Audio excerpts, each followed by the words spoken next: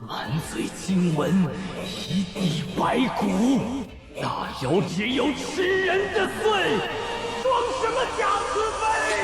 给老子！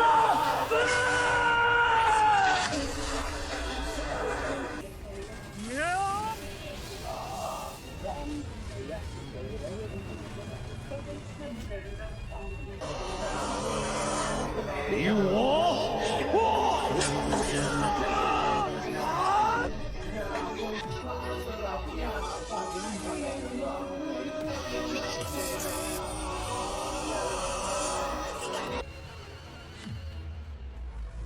纵火教会，概率杀人，焚贴出海！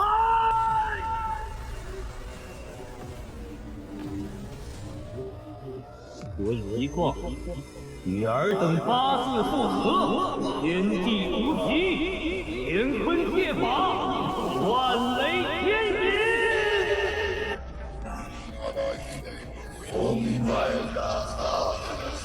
各位道友，跟这帮妖孽拼了！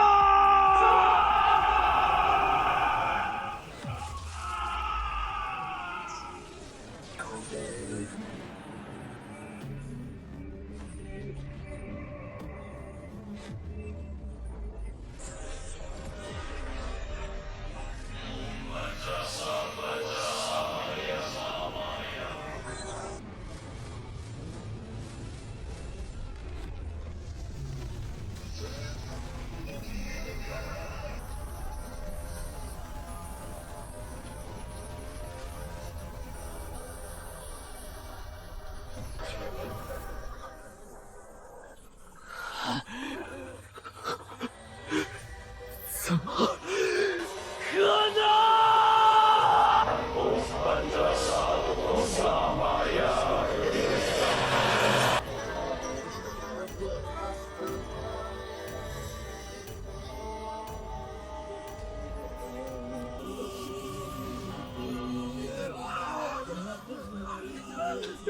两位大爷，这帮秃驴在干啥？是佛修邪术点人香，以人为香。燃烧的是他们的寿命，你们看那些香，全插在这些天残地缺的百姓上，这是残香。用13000炷残香进行祭祀，他们到底想唤醒什么怪物？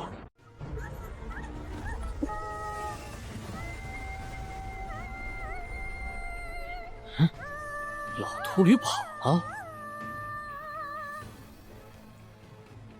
这就完事儿了？哼，雷声大雨点小啊！不可能，这种级别的祭祀，绝不会半途而废。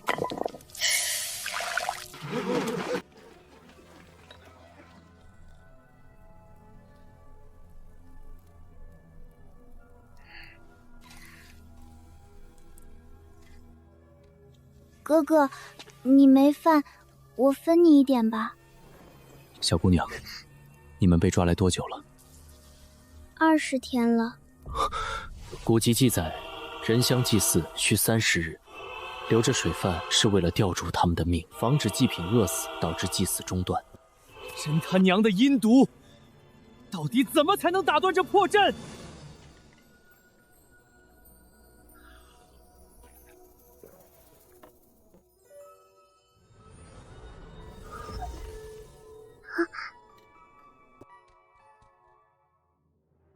这还不简单？既然是人香，把这城里的13000个活口全宰了，香不就断了？什么？是我，你太棒了！大魔王他们死就不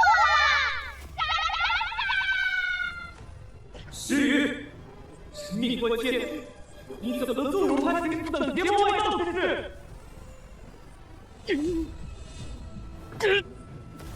好，全给老子闭嘴！李学武此法虽然魔性，但不得不说，似乎是个好法子。不愧是我看好必成国师的奇男子，每次思路都这般清奇。啥玩意儿？你们别告诉我，李兄弟以往出门降妖用的全是这些歪招啊！你以为呢？我第一次认识他，就看他拿近20万条人命当赌注，眼睛都不带眨一下的。若你们是这城中苦命的百姓，等来的却是屠刀，你们作何感想？魔性莫笑这般大，因果轮转，将来怕是恶果自尝。15，莫要和他们一般见识。这几人，有的是挂宗封批，有的是邪教孽障，从不干好事。还有那李15，像人不是人的，你又何必与他们置气？嘿，我和这姑奶奶同出10相门，看来还是有几分薄面的，至少没骂我。至于那侯相季末，完全不用理会，一个只会寻娘且贪生怕死的废物，除了当个狗皮膏药和人同归于尽，再无半点用处。你黄思雨，有本事你滚出来，老子要好好瞧瞧你是不是有精神分裂！哼，我可不疯，我杀人都是算过八字的。我倒是无所谓，反正我本来就是邪教。县长，救救咱们！我不想死啊！县长，我虽是断臂之躯，可外边还有妻女等我回家，求求啊！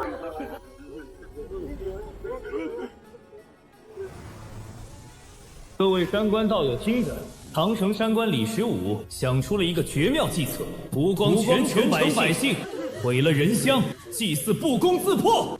屠城，李15，你简直是个疯子！变态，恶魔，下18层地狱！国教让救人，我偏要蛊惑杀人，刺激，太刺激了。洛阳，你这么嚣张，就不回头看看？回头？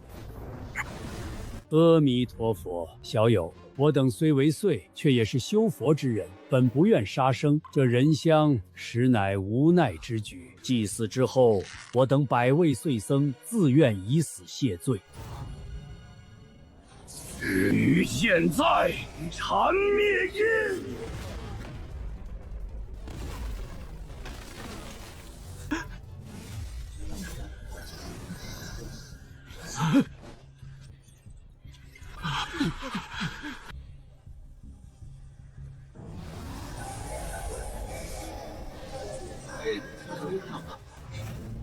诸位小友，我等虽为岁妖，却也不愿枉伤各位性命。点人香祭祀，实在是不得已为之，还请各位莫要打扰。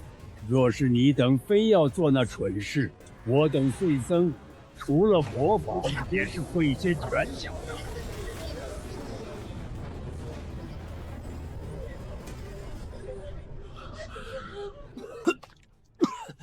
舒服了，人家这叫略懂拳脚。若不是手下留情，你这小命怎么交代了？大妖，这绝对是大妖，我们根本打不过。难怪2大国教下令别招惹岁妖，这城中百姓杀不得，一杀必被岁妖阻止。这趟差事，怕是死局了。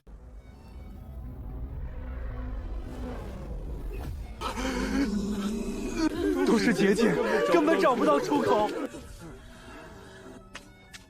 哥哥，喝汤。你以前住哪儿的？家里几口人？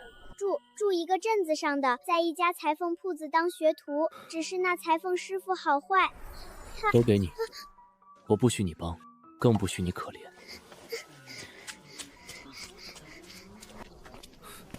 你懂医术吗？没用，这满城百姓被点了人香，10日之后必死无疑，救不活的。天要黑了。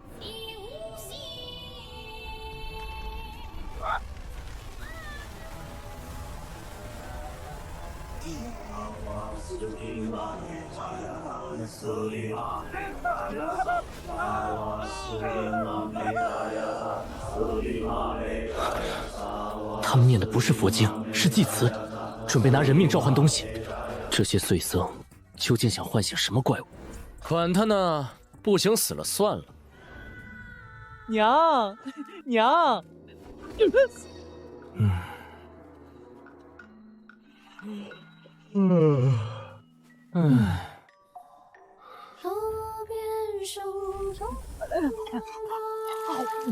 还有最后3日，人香一断，他们必死无疑。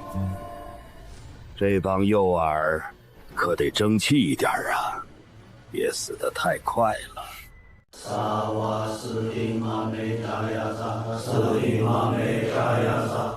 这种气息，今晚是倒数第3夜，仅是透出一缕气息，就压迫了天地战力。若真唤出东西来，后果不堪设想。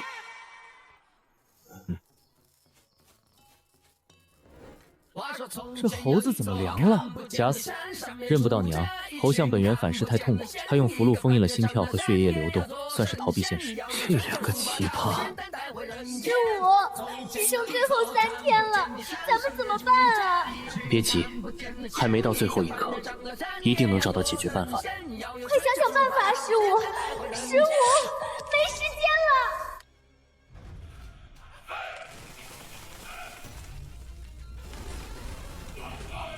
结界破了！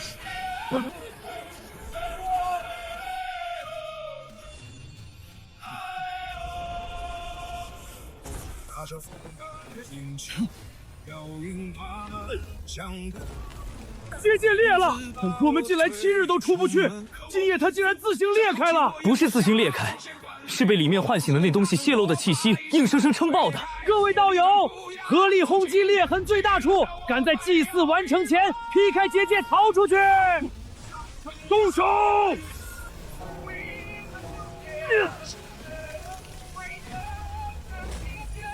有效，裂痕加深了，继续！奇怪，那些碎僧居然没来阻止。他们每夜祭祀不能中断，否则功亏一篑。趁现在，给我往死里砸！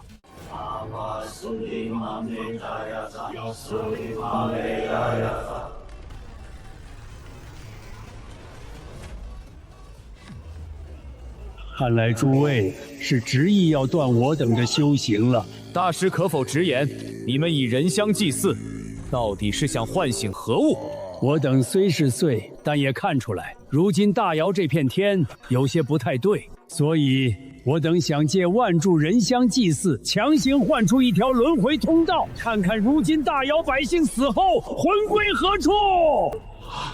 他们既是祭品，也是我等验证轮回的工具。荒谬！大瑶有尧帝尧后坐镇9天，日月星3关镇压气运，我挂宗都没操这份心，需要靠你们这些碎妖来为我大瑶人族着想，跟他废什么话？100个老秃僧也敢拦1万人，一人一口唾沫也淹死你们！给我杀！闭嘴！快退！放肆！既然各位施主不愿见证轮回，那便全同留下，化作这轮回道上的劫灰吧。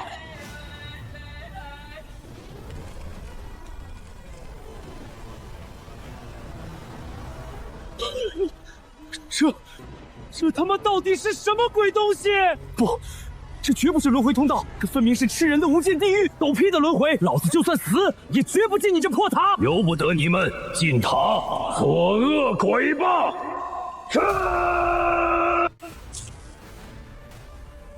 八卦掩天，玄武御阵，起！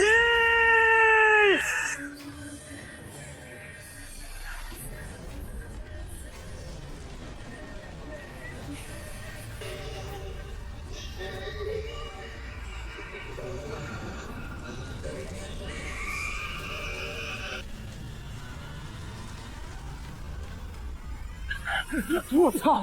你这什么时候这么猛了？这鬼塔居然被你顶碎了！不是我变强了，是他们变弱了。这塔外强中干，不是他们的实力。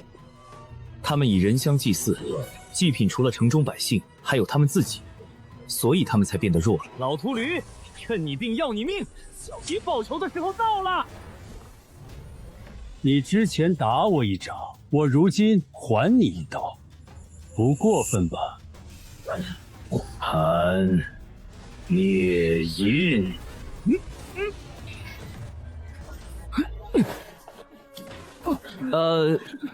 洛阳啊，我这挂盘是师傅送的防身至宝，不是俗物。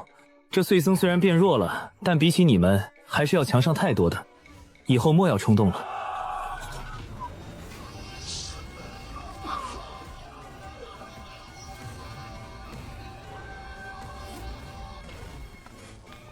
各位道友，快逃！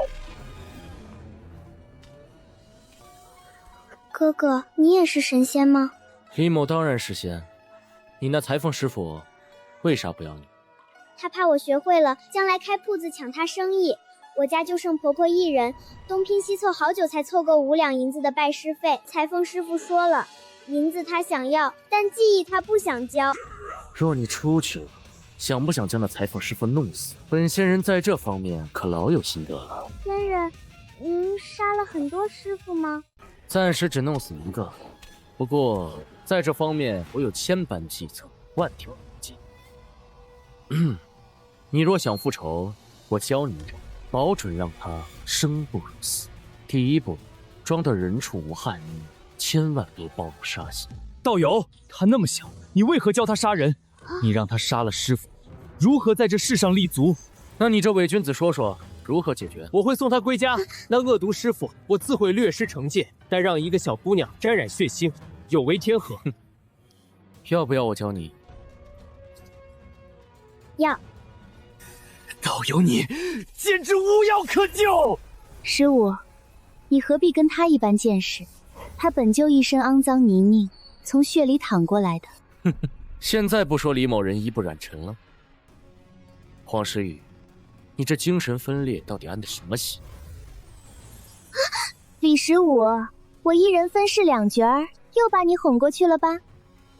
还有，咱们15道君自然是衣不染尘。算你狠！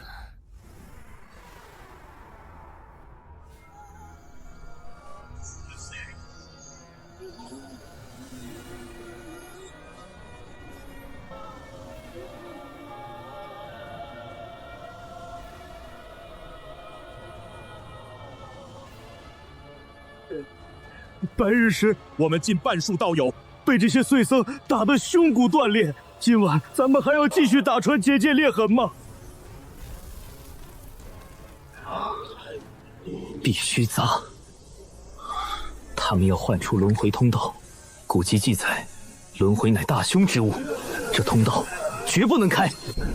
那什么狗屁轮回通道！大姚的兵，自当由我纵火教来破，轮得到他们碎妖操心。各位道友，给我杀！你刚才说什么？你是纵火教的邪凶？是又如何？此地新官放我进来，他心知肚明，你们的任务是救人赚功绩，想打架还是想升官，自己掂量。你说，若是他们祭祀成功，那所谓的轮回通道，真能被唤出来吗？别傻了，轮回小妖说过，轮回是害人之物。这帮老秃驴用人香这种写法，指不定唤出什么灭世的鬼东西。15，你也要帮着打穿那处裂痕吗？当然，虽力不够，可该出还是要出的。看招，悬梁人戏子刀法。花旦刀不是李15藏在眼珠子里的底牌吗？他人都不在这儿，这疯女人在隔空写什么？太邪门了！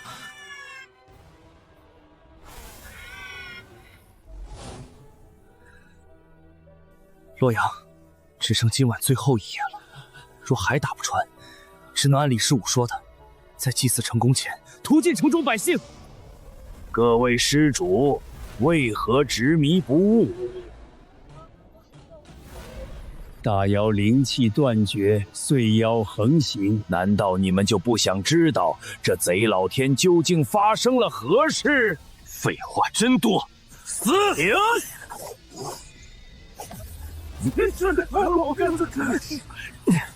连躲的力气都没了，看来你们已经虚弱到极限了。我等已无力杀生，但这结界绝不能破。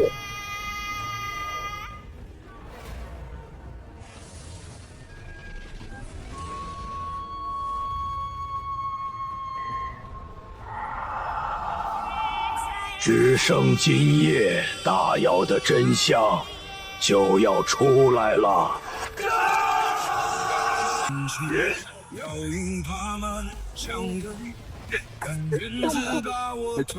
各位道友，别白费力气了，养精蓄锐，等晚上吧。若是今夜结界依旧不破，你们可愿随我灭杀城中百姓？杀师岂是如此不便之事？你要学的还多着呢。碎僧们想唤出轮回通道，绝不能让他们得逞。好事啊！我还欠那轮回小妖9根秤杆呢，要是能把这通道抢了，估计够还债了。你这点修为想屁吃呢？那东西仅是泄露一丝气息，就让天地颤绿。看今夜吧，若是打不穿结界，只有按你的法子屠城了。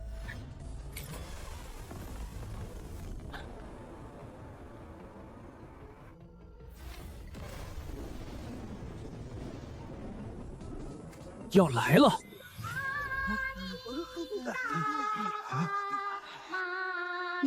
你们头顶都有根香，快要燃尽了！岁僧太虚弱了，已经没能力让他们继续昏睡了。厅主，开杀吧，否则来不及了！再等一下。仙人哥哥，我要死了吗？你教我的杀尸法子，应该用不上了。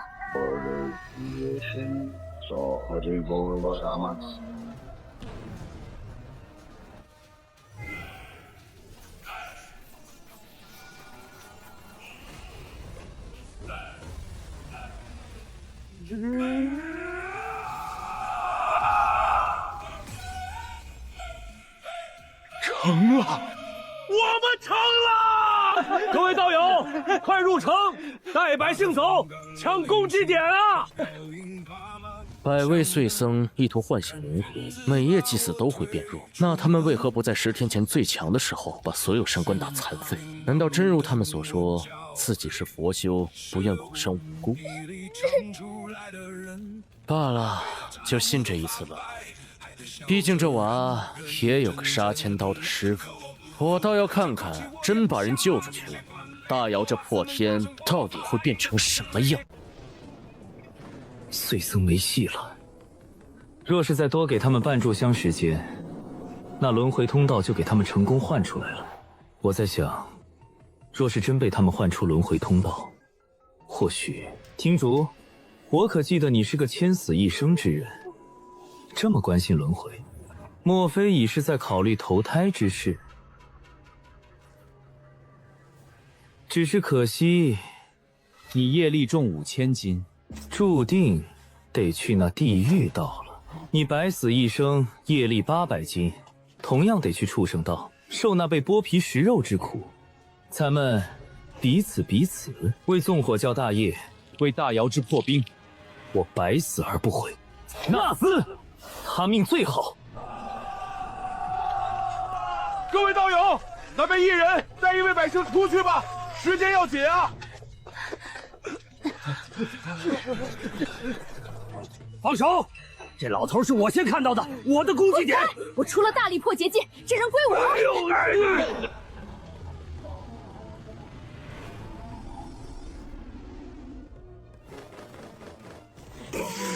就差一点啊！他们为何不听劝？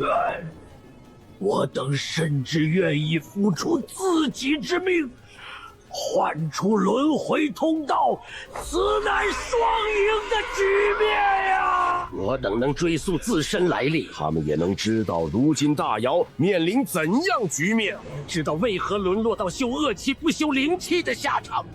可是，一切都让他们毁了，全毁了！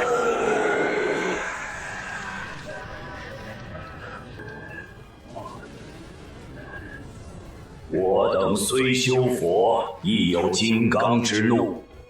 各位施主，这是你们自找的。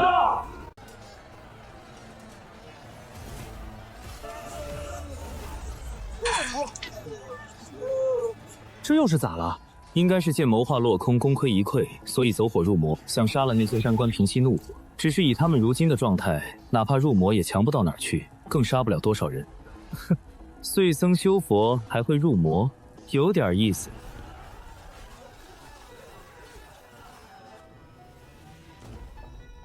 大师，那么多的山官，你盯着我干嘛？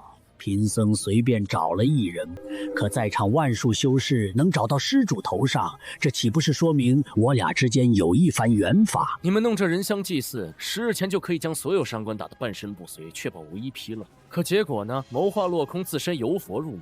该说不说，你们究竟是心善呢，还是太蠢？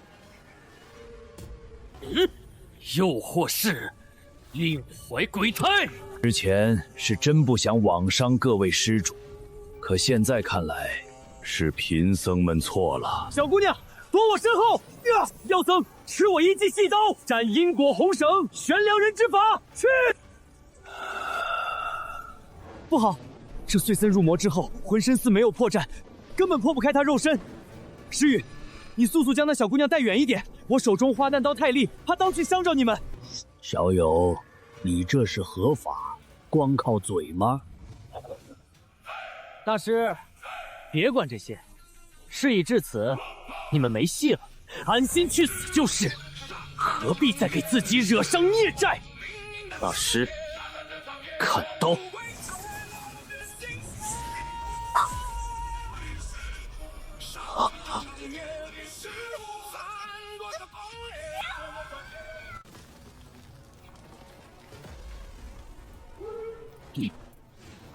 哼，李某可没工夫和你缠斗，自个儿慢慢玩去吧。15，吓死我了！你居然以木偶为幌子！无碍，一切皆在李某计划之中。神经病！完了，全完了！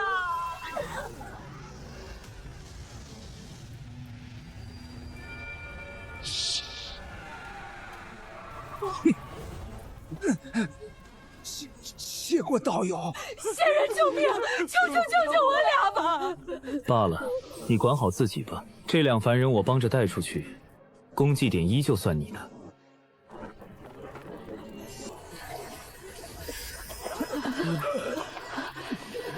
莫怕，哟，挂宗杀人不眨眼的听大少，居然也会亲自出手救凡人。你5000斤业力，什么时候有这善行了？你先前说你师父算到此地虽妖与你挂宗有缘，只是我咋不信呢？李15说过，他来之前新官白皙，让他宁作恶，莫为善。至于听主你，这次能救出百姓，全靠你见多识广。此行之目的，不会是专为救人而来吧？聒噪！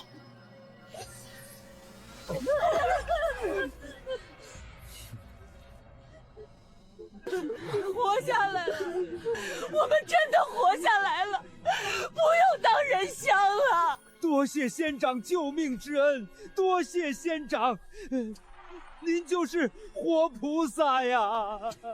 行了，别磕了，赶紧把你的名字和籍贯报上来，我还得拿去国教记功绩点呢。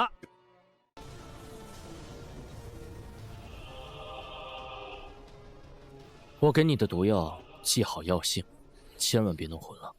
你虽年龄小，但也得学会收敛情绪，不能让人看穿想法。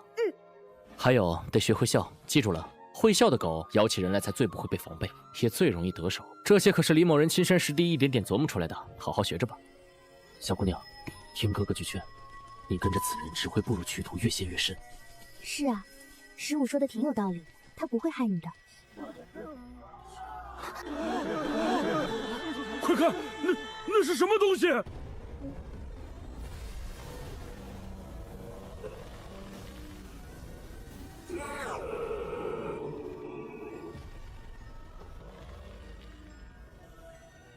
你不是说他们油尽灯枯，入魔之后不久就会死吗？怎么看着一个个好好的？按理说是这样，以人相祭祀，必定会反噬自身，最后必死无疑。石像门换人宗，怎么不见人来？是啊，我等已将城中百姓救出，此刻应是论功行赏之时，两大国教的人呢？听主，圣僧活得好好的，身躯也恢复了，你看的古籍是不是乱写的？不可能，我挂宗藏书乃人族先辈心血结晶，绝对不会出错。既然如此，你解释下呗。洛阳，你这邪教徒没长脑子啊！若是听主所言为真，祭人香法是真的，反噬也是真的，可眼前百位碎僧完好无损，那么真相只有一个。15，所以真相是什么？等一下，我马上就要想到了。李15，别卖关子了，直接说啊！真相就是从始至终，百位岁僧根本就没有用人香祭祀，也没有准备换出所谓的轮回通道，所以他们自然无恙。你是说，我们在城中看到的一切，感受到的心动气息，甚至头顶那百丈灰幕漩涡，一切都是假的？都是他们在逗我们玩，图啥呀？师爷，我想到了，真相就是睡僧根本没有用人香祭祀。是我，还是你最聪明。若祭祀祀是幌子，那这些被当成祭品的人香，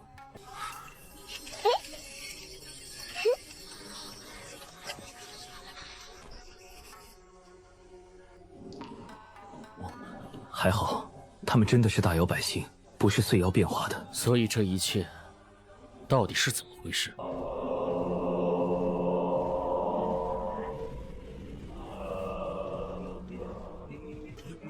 他们过来了，大家小心！结阵，快结阵，别让这帮妖僧靠近！各位小施主，你们为何就是不听话，让我等将人香祭祀完成呢？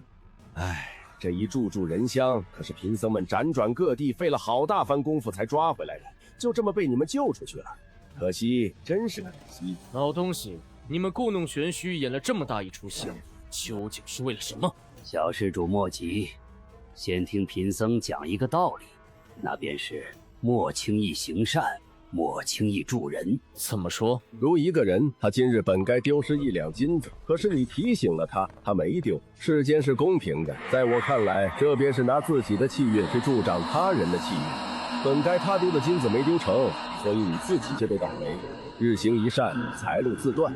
还有那些劝娼妓从良、劝人戒赌、教人赚钱，这都不是行善，而是拿自己的气运给那些蠢货续命。明白了吗？按你的话说，那些救人免诊金、悬壶济世的大夫，同样是拿自己气运给他人续命了。所谓的行善积德，都是假的。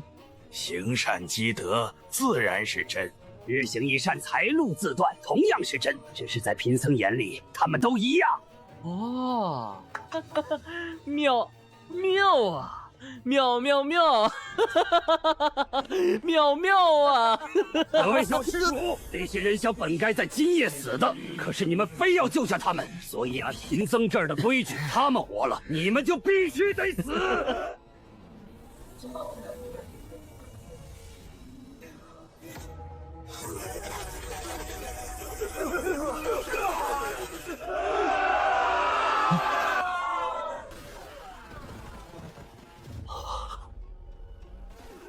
多谢恩人，多谢恩人！快起来，不必。因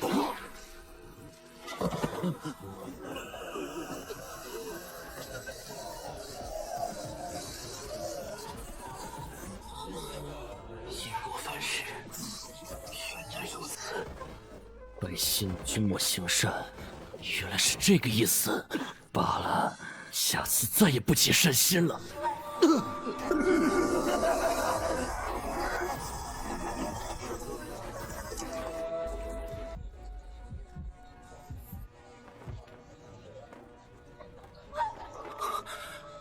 李生我、听竹、方唐老哥，你们，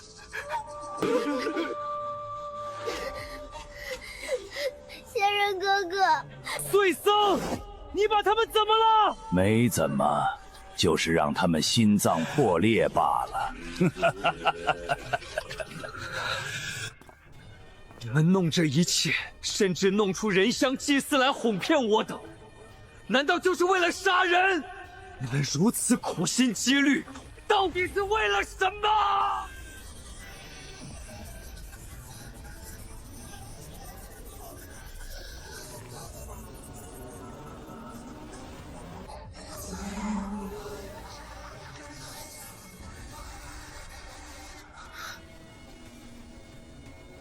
你们长得一模一样，城中从始至终只有你一个碎妖。是呢。城中从始至终都只有我一只碎妖，分化出100位僧人一起念经，不外乎是让那所谓的人香祭祀气势足一点，看上去更真一点。那轮回通道，大姚人死魂归何处？自然也是骗你们的。甚至百姓头顶的红香，天上的灰雾漩涡，统统都是障眼法。唉，我每过一天就假装虚弱，故意留给你们破绽。仙人哥唉，毕竟只有我变弱了，你们这群蝼蚁才有胆子去想办法打穿结界啊。对了，结界上的裂痕也是我故意弄出来的。若没有那裂痕，就凭你们，怕是一辈子都破不开那结界的。好，真好啊！你苦心积虑演这么台大戏，就是为了……没错，我做这一切就是为了一步步的引导你们，将这些百姓给救出去。这位李施主挺有意思，他明明看出了破绽，知道我若真要祭祀，10天前就能把你们全打残。他明明知道有诈，却偏偏想赌那么一次善心，把那小姑娘救了出来。所以最后怪不得我，毕竟有时候行善是需要付出代价。区区杀一群筑基修士，对你这种大妖来讲，更不需要演这出戏。你真实的目的是什么？施主，我愿意告诉你，你敢听吗？有何不敢？好，我等下就朝着地上那把刀倒下去，你能否在刀刃刺穿我躯体之前，将我给拦下来？施主，告诉我，你敢吗？李十五听逐他们，仅仅是救了城中百姓，就落得个身首异处的下场。老秃驴，若我等下救了你，岂不是下场更惨？等我叫你，我来。李十五，你没死？李十五，你不愧是被我看中必成国师的奇男子，一定得入我宗火教啊！洛阳，你不是在我身上以性命为注设下赌局了吗？我若真死了，你背后那些玩意儿岂不是会把你撕成碎片？你给老子装什么蒜？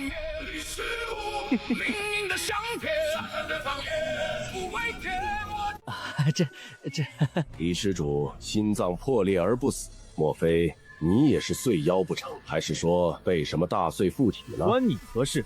你不是愿意解释缘由吗？我就替洛阳来陪你玩一次。无心能火，纸上长眼，施主当真邪性。既然如此，你就来救我一次吧。你磨蹭个球，直接来。李小施主，这样有意思吗？有，当然有。看你像个愣子一样把自个儿对穿，我心里舒坦。来，咱们继续。放心，这一次我一定把你好好接着。好。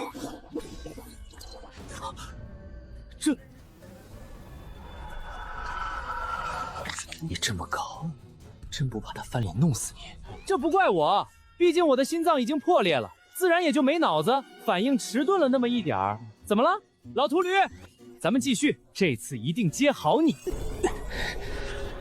李施主，这样伤不了我太多的，你明白吗？玩嘛，无所谓。有意思，当真有意思。咱们继续。10年哪里等我叫李十五，你里唱出来的人，被刀扎到骨头发白，还得笑着认认真真，可我不服。这是贫僧作为碎妖的本事，你应该也看到了。你身上一缕明黄之气丢失，被我得到了，而这一缕明黄之气，我称之为命数。何为命数？命数一词太过广泛，包含命运、气数、气运，甚至一个人的寿元。刚刚本该是我挨那一刀，命数受损，可偏偏你救了我。在我眼里，世间所有人的命数都是恒定的。所谓救人，便是拿自己的命数去填补别人的命数。你救了我，你命数少了一缕，我命数就多了一缕。李施主，现在你知道贫僧为何煞费苦心演了那么一场大戏，逼着这1万多名山官去把城里那13000个残废救出来了吧？你的意思是，这些山官救了大姚百姓，便是以自身命数填补了百姓们的命数，所以他们才死的，只是救个人而已，何故如此？一般人行善，若是运气好，还能长些功德福报，偏偏在贫僧这里说不过去，因为在贫僧手中，行善就是掠夺他人命数的手段。掠夺命数，就算你能掠夺命数，可我等山官救的是城中百姓，又没救你。我为主是祭祀的碎僧，如何掠夺他们的命数。我把四门大圣火发，一身反腿裂开，寒夜里长出芽。从今天李施主，到我反要你觉得呢？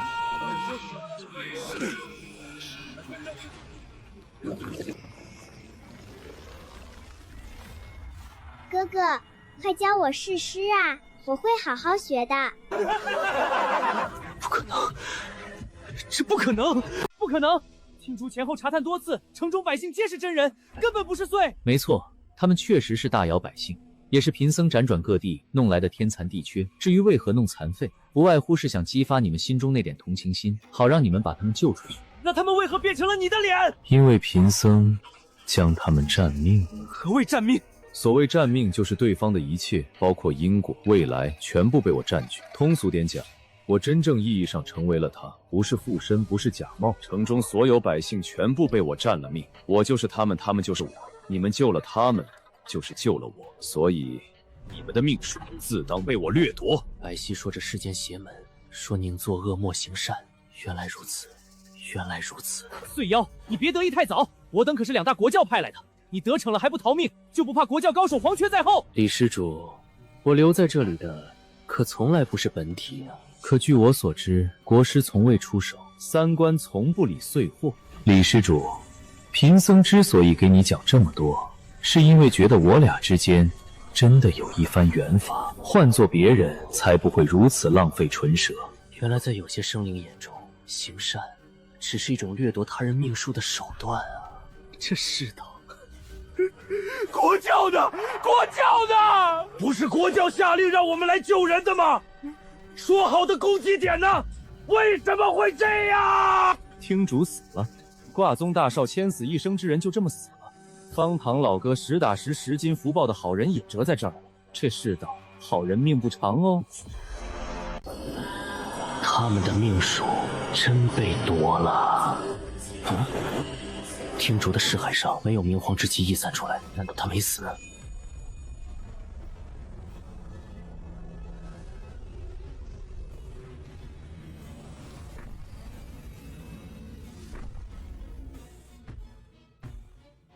李小友，你这模样倒是挺别致啊。前辈，你徒弟好像凉了，算半死吧。夺人命数，占人之命，太伤天和了。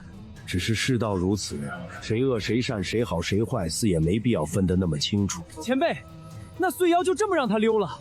他一只碎，是不是太没把咱们大姚人族放眼里了？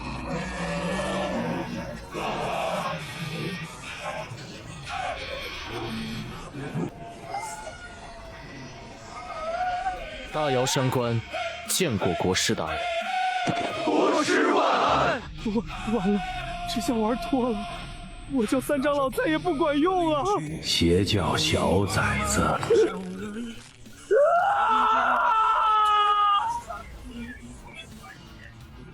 ！10年大明不路等我照例死！区区一个邪教小辈，国师大可不必亲自动手。白皙，你又要发什么疯？所谓读万卷书，行万里路。今夜恰好没事，所以想到处走走。国师，你以这万术山关为饵，让他们主动来这里送死，应该是想借此捕捉到碎妖掠夺命数时的踪迹，进而抓住他本体吧。你说的没错，此行万术山关本就是故意抛出来送死，让碎妖掠夺他们命数。这样一来，哪怕他藏得再深，我都能借此找到他，他跑不掉的。碎妖以城中百姓为饵，掠夺山关命数；国师又以山关性命为饵，想锁定碎妖踪迹，位卑身轻，只能沦为他人刀下鱼肉。这就是大妖，这就是那10腿蛤蟆。他名李十五，以蛤蟆2字形容多有不妥。至于他心脏爆裂还能活，以国师眼光，能否瞧见些端倪？无心能活，便是说明他命门根本不在心脉之上，定是沾染了什么诡异之物。只是这小子看似肉身奇异，像占了便宜，不过到最后是福是祸，这可就说不定了。国师高见。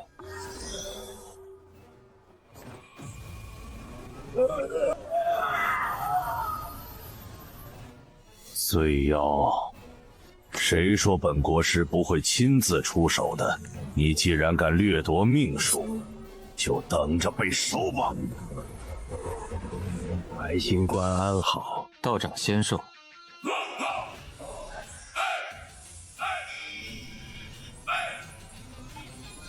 青州境内有碎妖以百姓为人香，意图颠覆我大瑶人族。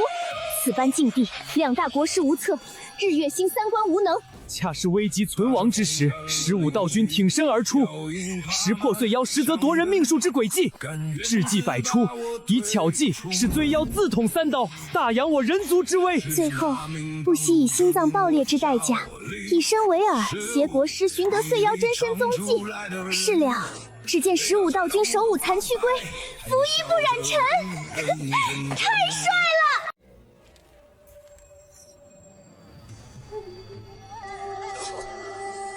大人，你一开始就知道国教是以万数山关性命为代价追溯碎妖下落吧？大概猜到一点。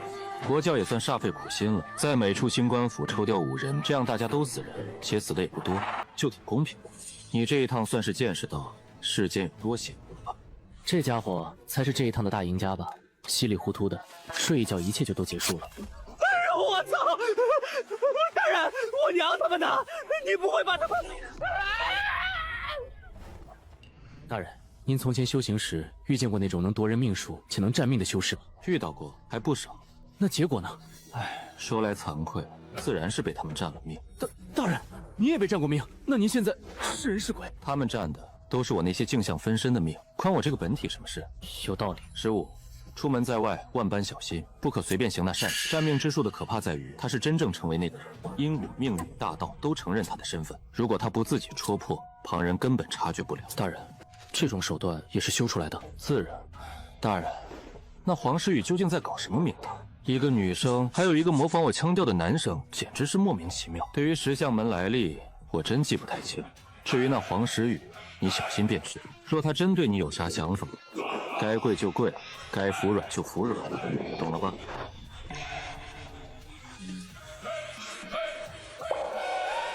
？15，你猜这次为何让你走这一趟？不懂。因为我想看看你是否还有人性。大人，我可当自己是人啊，怎么会没人性？你可别乱讲。你真当自己是人？谁家正经人动不动砍腿挖眼的？15，我不知你来时路，但总觉得你虽掩饰得很好，但对很多东西都极为淡漠。你给我的感觉像个神。所谓神，往光明踏出一步就是佛，往黑暗踏出一步就是魔。所谓神性，不外如是。所以啊，我就让你走了这一趟，且事先叮嘱过你，你若只具神性，就会听我的话，对一切不管不问。可结果呢？你明知有诈，却依旧将那小女孩救出城去。15，你还是有人性的，哪怕不多，但有就够了。大人，我可有人性了，好吧？什么叫不多？还有，你就为了看我有没有人性，竟然就让我走这一趟？国教让随意派5人去送死当诱饵，我想着就顺便吧。大人，洛阳呢？那小子被我还给3长老了，以纵火教之力，有办法将他重新化作人的。徒儿，感觉身体还好？挺好的，只是觉得心口有些刺痛。师父，您早就知道不能乱救人吧？否则就会中术，被碎妖夺走一身命数。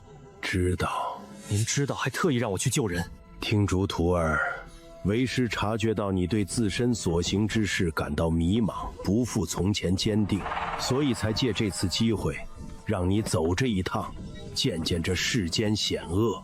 行善有时候是错，作恶有时候也许是对，只是现在的你看不清其中缘由。懂了，师父。既然懂了，就下山溜达一圈。毕竟我有一卦与你八字不合，徒儿，杀人万万不可懈怠啊！这次先找上100个八字不合的，坚定一下自己道心吧。大妖国师可不能是一个心性不坚之人。李15那死就不信什么道心，为什么我不行，非要去杀人鉴定自己道心？李小友上次说了，他之所以不信道心，好像是他那师傅教得好。至于老道我，可能比不上他那师傅会教吧。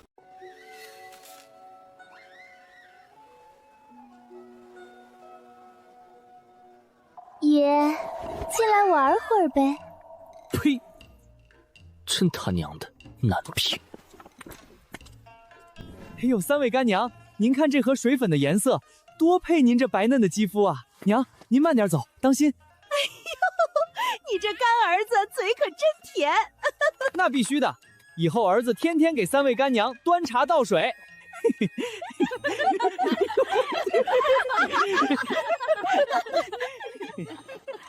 这货一天不认娘是能死吗？简直没眼看。唉，挂师，册字作价几何？10两银。这么贵？当然，现在我眼睛瞎了，册字测得更准，要价自然水涨船高。注意啊，本卦师对乾元15四字犯忌讳，你若敢包含这4字中的任何一字，那就别怪本卦师嘴下不留情了。下次再收拾你。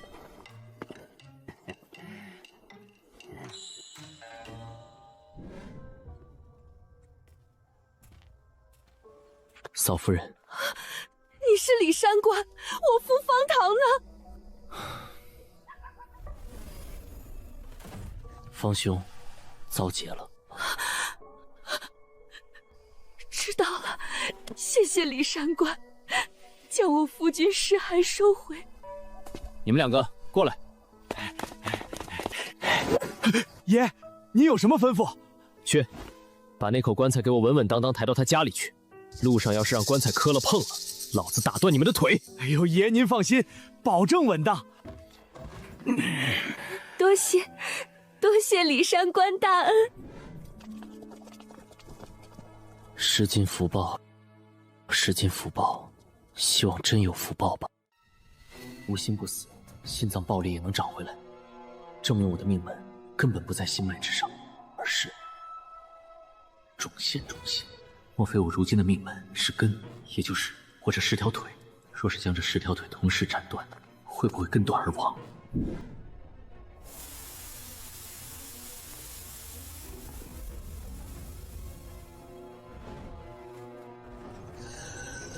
李15，原来你住这儿的。知道人，白须传我道，妖帝知我名，你可不能乱来。李15小友，上次我在青罗镇离去时，可是对你说过的，等下次再见面时要吃你一只眼的。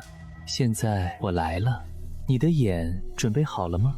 知道人，你为何非要吃我的眼？可否明言？无他，感觉可口而已。可口？你只吃眼睛？我这下巴还有挺多蛤蟆腿的，可以涮着吃，烤着吃，或者蘸着蒜泥小料用来生吃。实在不行，我还有一颗人头，用来煲一锅人头汤也挺不错的。我从前最擅长用猴头熬汤，你若懒得动手，我来帮你，就用我自己的头，行不？住嘴！到底你是妖还是我是妖？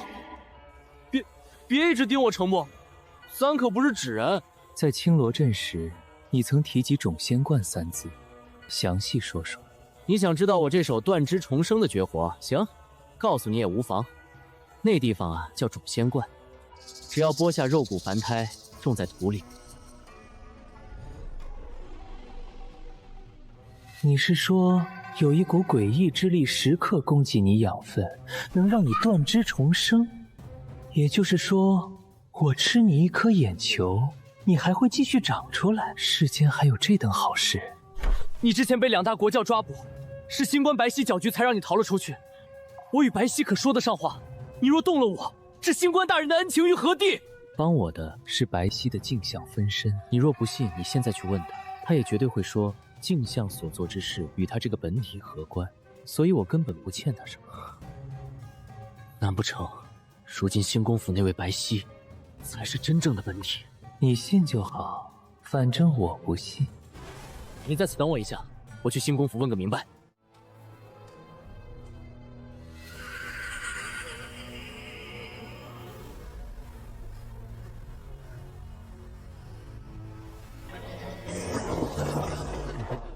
放心吧，不白吃你的眼，咱们交换便是。可以，只要你帮我个忙。什么忙？简单，石像门有个叫黄石宇的刁民修笔像，只要你能把他弄死，我再附赠你30颗刚长出来的眼珠子。石宇，那位道友此举未免太过分了，他身为人，竟和碎妖搅合在一起，更企图对你下黑手，便以我手中花弹刀问他刀力还是自己投硬。15，你心意我领了，可我担心你打不过他呀。那小子心眼多得很，不过你也别着急，总有机会弄死他的，总有的。想让我帮你杀人，不行，杀人之事太俗。你看我这样子，像是那种收人钱财替人消灾的俗妖吗？换一件我能答应的。想不到上次说过必吃你一只眼的，我不想食言。你若没要求，我可就白吃了。这要求能欠着吗？等我想到时再麻烦你。可以，不过期限10年之内，而且必须得看我心情。还有就是我吃你的眼睛，将来有一天你也可以吃了我，我并不介意你把我吃掉的。你让我吃了你？是啊，我仅是一只纸做的穗，并不是真正的我，所以觉得这般浑浑噩噩活着挺没意思的。若是有一天觉得腻了，就让你把我吃了，我吃你，你也能吃我，这样一来倒是挺公平的。怎么样？想不想现在尝一口？吃人是什么味道？倒还真想试试。你曾经讲过，你们纸人是一个种族，并不是真的用纸折成的人，就是不知这尝起来有没有肉味儿。没事，吃吧，你吃我，我吃你，咱们相互吃。毕竟你看上去也不像啥正常人。原来你不是空心的。快吃吧，味道可好着呢。若是不够吃，我再扯几根给你。这鬼东西邪门的很，万一老子吃下去，也变成一只人不人鬼不鬼的纸人怎么办？不急，改天我寻上些配菜，再弄上一壶好酒。毕竟好食材来之不易，可不能随意糟蹋了。李15，我给了你一根手指，你是不是也得给我一颗眼睛了？你有啥忌口没有？比如想吃新鲜的，还是陈元老肉？你别小瞧这只眼，虽然被我存放了很久，但它可是头茬，就像春来之时那漫山野葱，头茬味最好也最冲。不信，你尝尝看。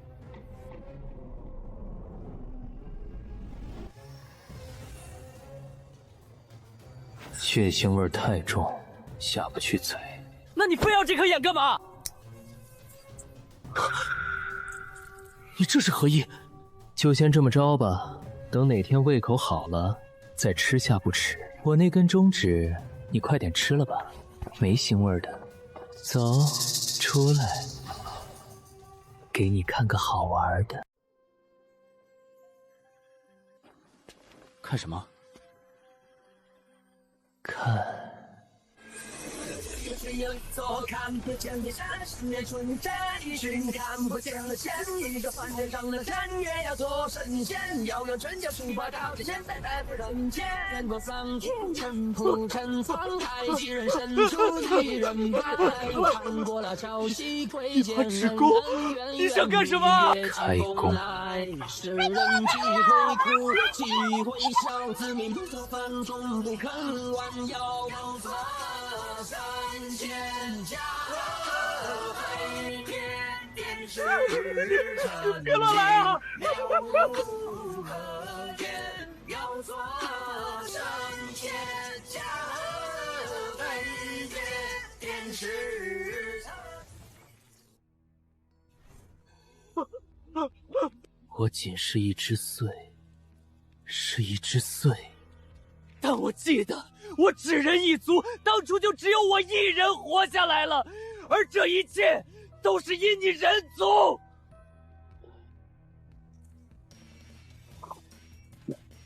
我刚刚所施那法名为纸人一天术，可惜我如今只是一只穗，否则定叫你大姚国不成国，天不成天。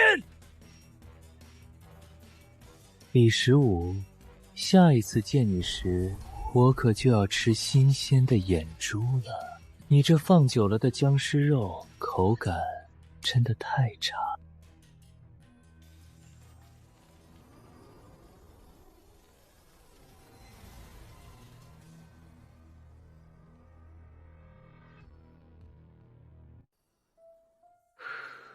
啊，跟这疯子在一块真折磨，说翻脸就翻脸。若是有石像门那帮崽子在这儿陪我玩玩就好了。我一颗眼珠换他一根手指，这笔买卖到底算谁赚了？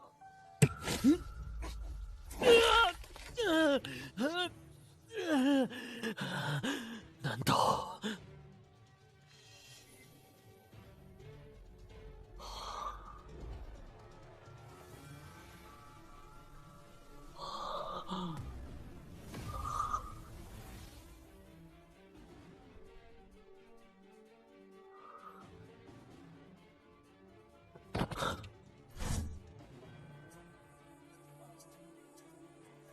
指道人，指道人。罢了，是我那镜像帮了你一次，关我这个本体何干？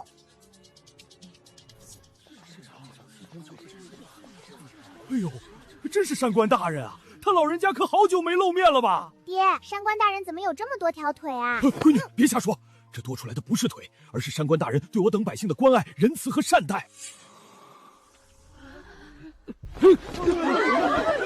滚！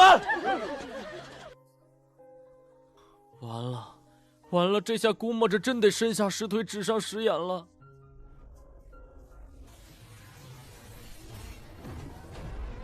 纸人一天数，纸人还一天，这名儿起的真能啊！既然拇指能抠出花旦刀，这食指吞了指手指，是不是也能抠出那把千丈指弓？恍惚间，3个月就过去了呀。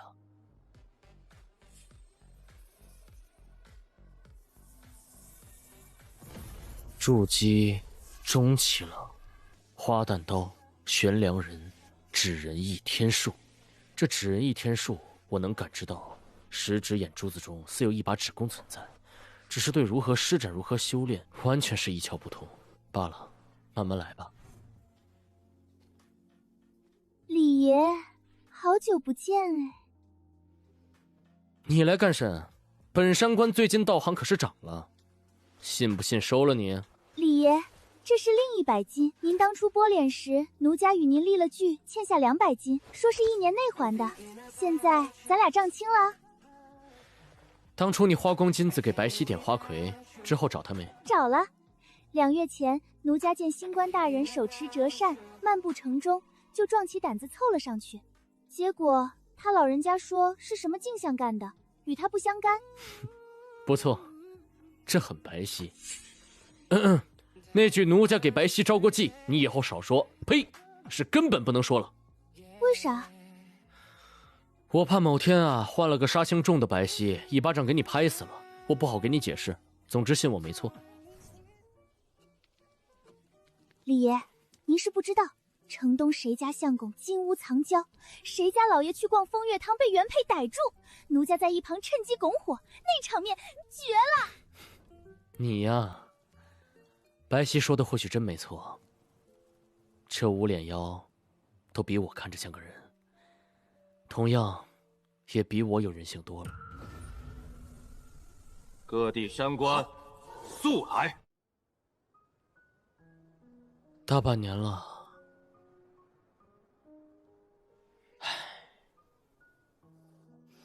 不知道二灵怎么样了。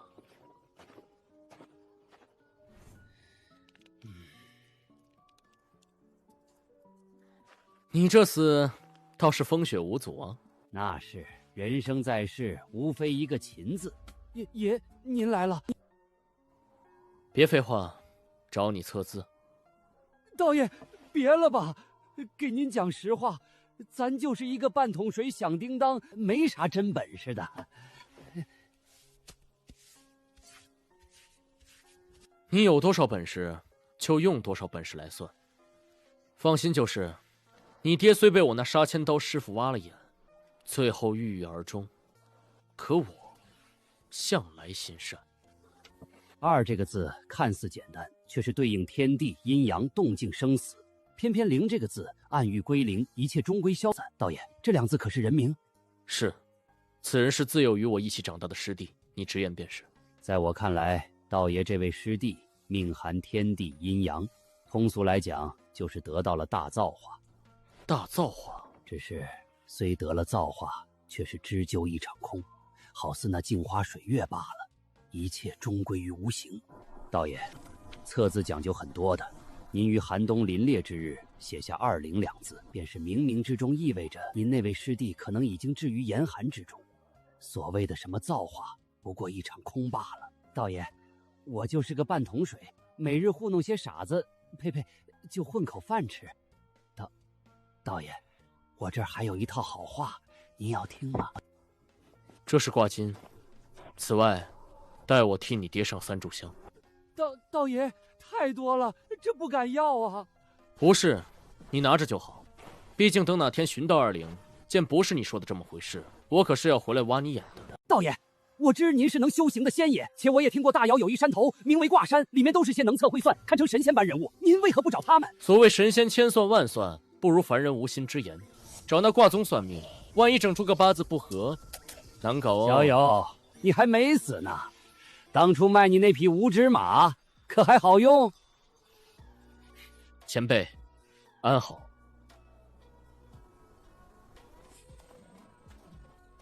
胖爷，那头长着女人脸的香皂我要了，我出2000两。走开！胖爷，给我留匹脚力好的无指马，要年轻壮汉练的那种，带走。好说好说，各位老爷别急，这匹灵兽底子好得很，保管各位满意。小友踏入修图，可喜可贺。我赠你一头兽吧，随便选就是。他们皆以人所化，灵智尚可。我这儿还有些兽不对外出卖。前辈，您忙呢？大人，有关指道人，您知不知道点啥？不知，是镜像救了他，与我无关。大人，那有关尧帝尧后，这也是镜像跟你说的，我可从始至终没告诉你什么。毕竟我乃读书人，从不喜闲言碎语。大人，之前您那些镜像说我在您所修那种法门上没太大天赋，您应该不会这么认为吧？不错，我就是这么认为的。你确实没天赋。弟兄，每次都是你最先到场。方唐，是你？你不是早已命运？这，无论其他，归来就好。大人，我那些娘就送到兴官府，麻烦您照顾一下了。放其他地儿我不放心啊，万一被某些光棍盯上了，我靠，诈尸了！大人，不知此次我等集结，又是所谓何事？此次所需者不过2人，依旧如上次那般，给你们个机会，愿者起身。15，既然你已经站起来了，就算你一个吧。至于这另一个，这打不赢又说不赢，老子算是认了。寂寞，别磨蹭了，你可是国教之高徒，自然得多担待一点。还是那句话，本官向来忍爱，你死我不心疼。大人，是有岁瑶宗宪。15，你不是对我所修之法甚是好奇吗？这一趟也许会瞥见些苗头，有些机会，不过是其他的。大人，以您之能否帮我寻个人？他名花儿灵，道基天成，仙姿无疑。15，你所找这个人是个修道苗子。大人，你怎么算的？就通过一个名字？我没算啊，这不是你测字时那神算子卦象，我就拿过来换了种说法。好了，你俩传送速速离去吧。15啊，你在修行一道上身怀神韵，好似天成。可惜了，如今天无灵，从前人人趋之若鹜的灵根，也成了路边杂草，无人问津。怪哉，并州那边是寒冬腊月，这里却是一副如春之景。我是并州的山官来抓云州的妖，哼，这算哪门子道理？想娘了，我有一卦，与你八字不合。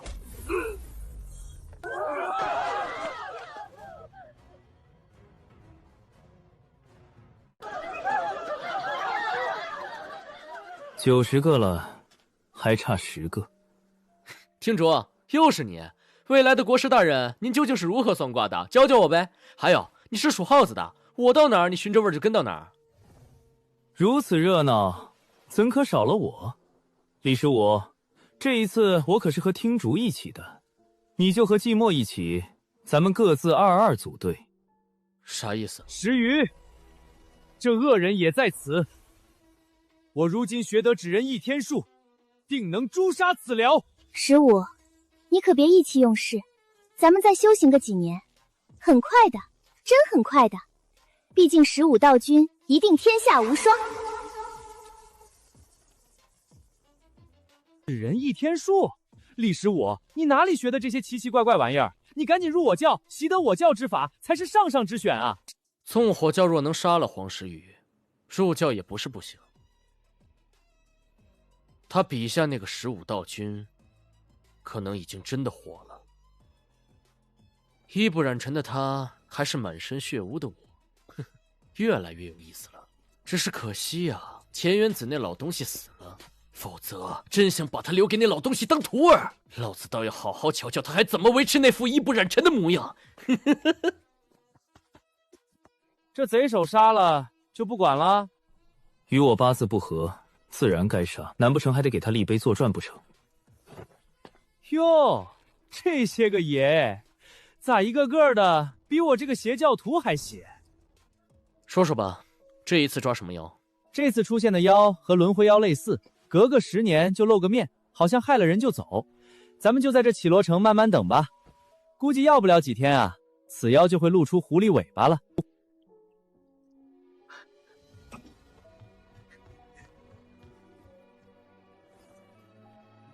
4位兄台，我与几位一见如故，不如一结金兰，今后有福同享如何？你他妈谁啊？我名百里霜，绮罗城本土人士，修为快结丹了。刚29之龄，道友天才啊！如此年龄就有这般修为，真是少见。我观4位兄台同样不凡，所以就想交个朋友。哼，我儿，你天赋异禀，自当好好修行，光耀我百里家门楣。至于这4人，不过一群酒囊饭袋，与他相交，只会让你变得懈怠。你记着，这世上聪明人太多，努力者更多。你只有做得比他们更好，才有机会在最后压倒他们，赢得先机。这位前辈怎么称呼？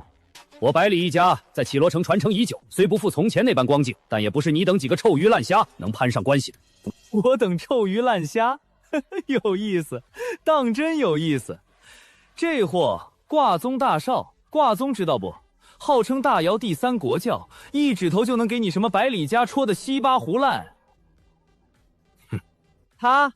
石相门猴崽子，你这般言语轻待，是否想让你儿也尝尝这侯相怜命之术？最关键是，他有13位娘，你怎么比？你有13位娘吗？至于他，其注定是大尧第3位，也是最年轻的国师，当占芸芸众生之顶，俯瞰世间生灵。至于我，怕把你吓死，就懒得讲了。乱扯虎皮罢了，与那些地痞流氓无异。小崽子们休想胡言乱语，坏我儿那颗进取之道心。挂宗金令，尧帝所赠，整个挂宗只有我和3位师傅有。我儿靠人不如靠己，至于其他，一切皆如浮云，根本不长久。听话，咱们立和族内钻研道术，再逼几个月的死关提升法力。诸位，抱歉打扰了。世间之大，无奇不有，都快修至金丹了，还被自己父亲如此约束。关键是池子里圈养着，怎么也出不了遨游9天真龙啊！这道理都不懂。个人皆有活法，管他们干甚？不过这当爹的挺有意思。对修士而言，他岁数正是春秋鼎盛之时，自己干嘛吃？几位，我得去认娘了。等收妖献宗时，咱们再会。我还得寻上10人与我八字不合的。这次出现的碎妖到底什么个情况？你纵火教有底儿？说不清楚，反正据我教记载，这100多年来，其每次现身都是害不少人命。而我之所以来，是我教长老让我来碰碰运气。说真的，同样一头雾水。哎，听竹内孙上次没死成，怎么说了，挺可惜的。就怕他和你抢国师，毕竟我可是以命下注的。要不咱们想个阴招，正所谓杀人放火金腰带。有道理，我看好你。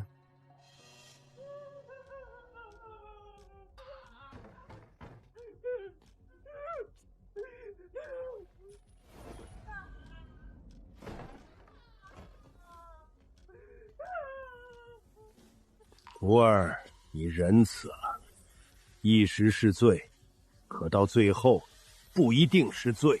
我有一卦与你八字不合，听主徒儿再给你加100吧。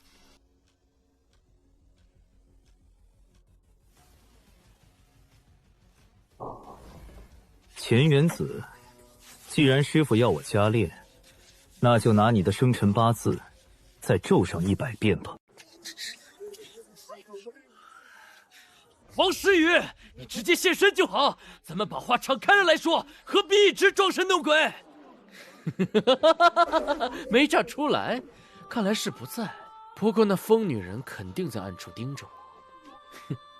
拿我当参照，去丰富你笔下那个衣不染尘的15道君，老子倒要看看你还能搞出什么把戏。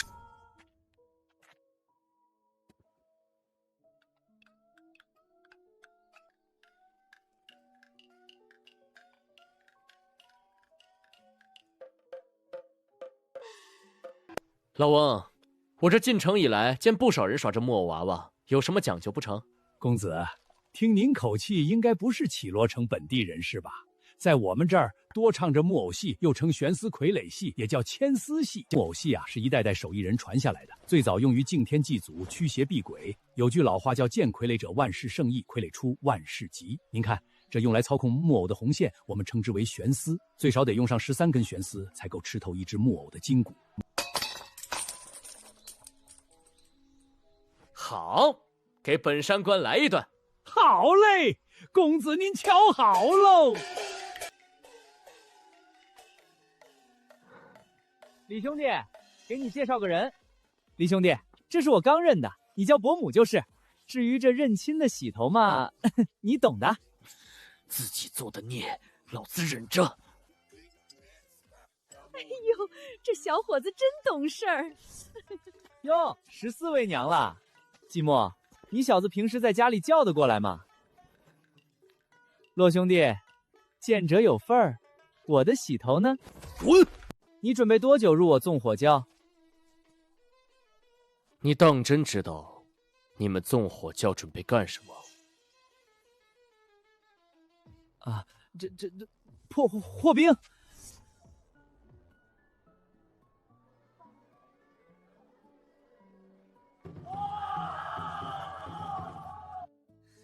真热闹啊！确实热闹。呀！一众人断人魂，且看他赌天命，训天门，参这一句，不是当初青罗镇戏楼里那个花旦戏妖唱的词儿吗？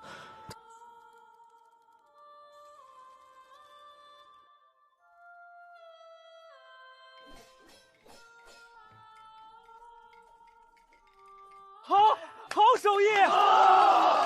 一人同时操控2只对打的木偶，这师傅手艺真绝了，没白来。这2个木偶看着挺熟悉的，是当初的戏妖，还有那轮回妖。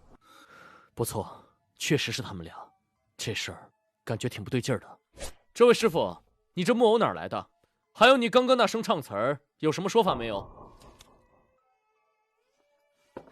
公子啊，他们都是一代代传下来的。连着这唱词儿也是，你若非要问我具体的来历，这可就说不清喽。我曾经讲过，岁或者岁妖可能对应了曾经某些发生过的事，而木偶戏流传已久，以戏妖或者轮回妖为原型，弄出2个木偶一代代流传下来，倒也说得过去。是这个理儿没错。几位兄台，是你们？我儿会族中去，你年龄也不小了，且有修为在身，何必与一群凡人俗民来凑这个热闹？父亲，休顿1日而已，当真不行吗？唉，好吧，就今儿1日啊。李兄弟，你们咋喜欢看这种？我觉得挺瘆人的。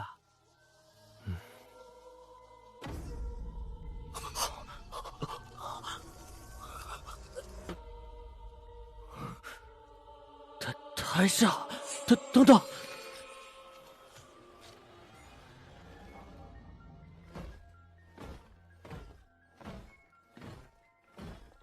爹，你快看！爹，这里有6只木偶呢，都是从前没有见过的。想看。一人同时操控6只木偶，师傅真是好本事啊！我们变成台上木偶了。找到了。妖孽，你可听过纵火教之名？敢将我化作木偶！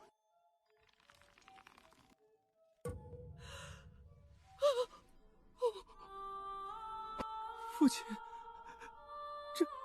这到底怎么回事？几位，你们可想活命？怎么说？简单，今夜出城观看木偶戏的百姓，怕是超过万数。可这100座戏台，就我这里最是冷清，所以你们得想想，演点啥有意思的，才能吸引更多人来。记住了，若台下1人都没有，我可是不能保证你们有命在。又是演戏，上次西瑶那里也是如此。不一样，这次我们只是木偶，躯体都不受自己控制，更不用说施展道术法力之类。更关键是，咱们得和另外99处戏台比。我等躯体被你操控，动一下都做不到，如何演？你们想一个剧本，然后告诉我，我来操控你们演就是。我要看木偶戏，怎么还不开始啊？我要走了，真的要走了。这就只有2人了，我可不确定你们能全虚全伪离开，所以赶紧的吧。绮罗城木偶戏能拿到台面上上演的，都是精雕细琢的。咱们6个一时之间想出的剧本，能压得过其他99座戏台？是啊，我觉得这城中百姓看木偶戏可挑了。要不咱们6个乱打一通，说不定能吸引过来些人。我说你们5个怕疼吗？你们现在是悬丝木偶，没有痛觉。好，剧本是吧？我这儿有一现成的，刚刚好。说来听听。好，话说那荒山野岭之中有一个老道，带着30个徒弟，整日做着成仙的美梦。方有一天来到了众仙观，想成仙，得把自己种进土里，还得亲手剃去自己的肉骨凡胎。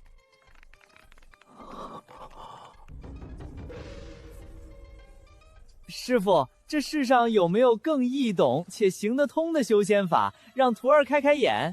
成仙，徒儿啊，传闻世间有一众仙观，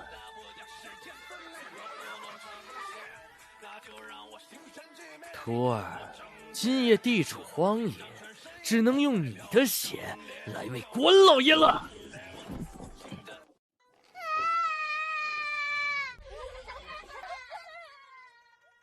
李15真的要这么演？怕到时候人被你吓跑光了。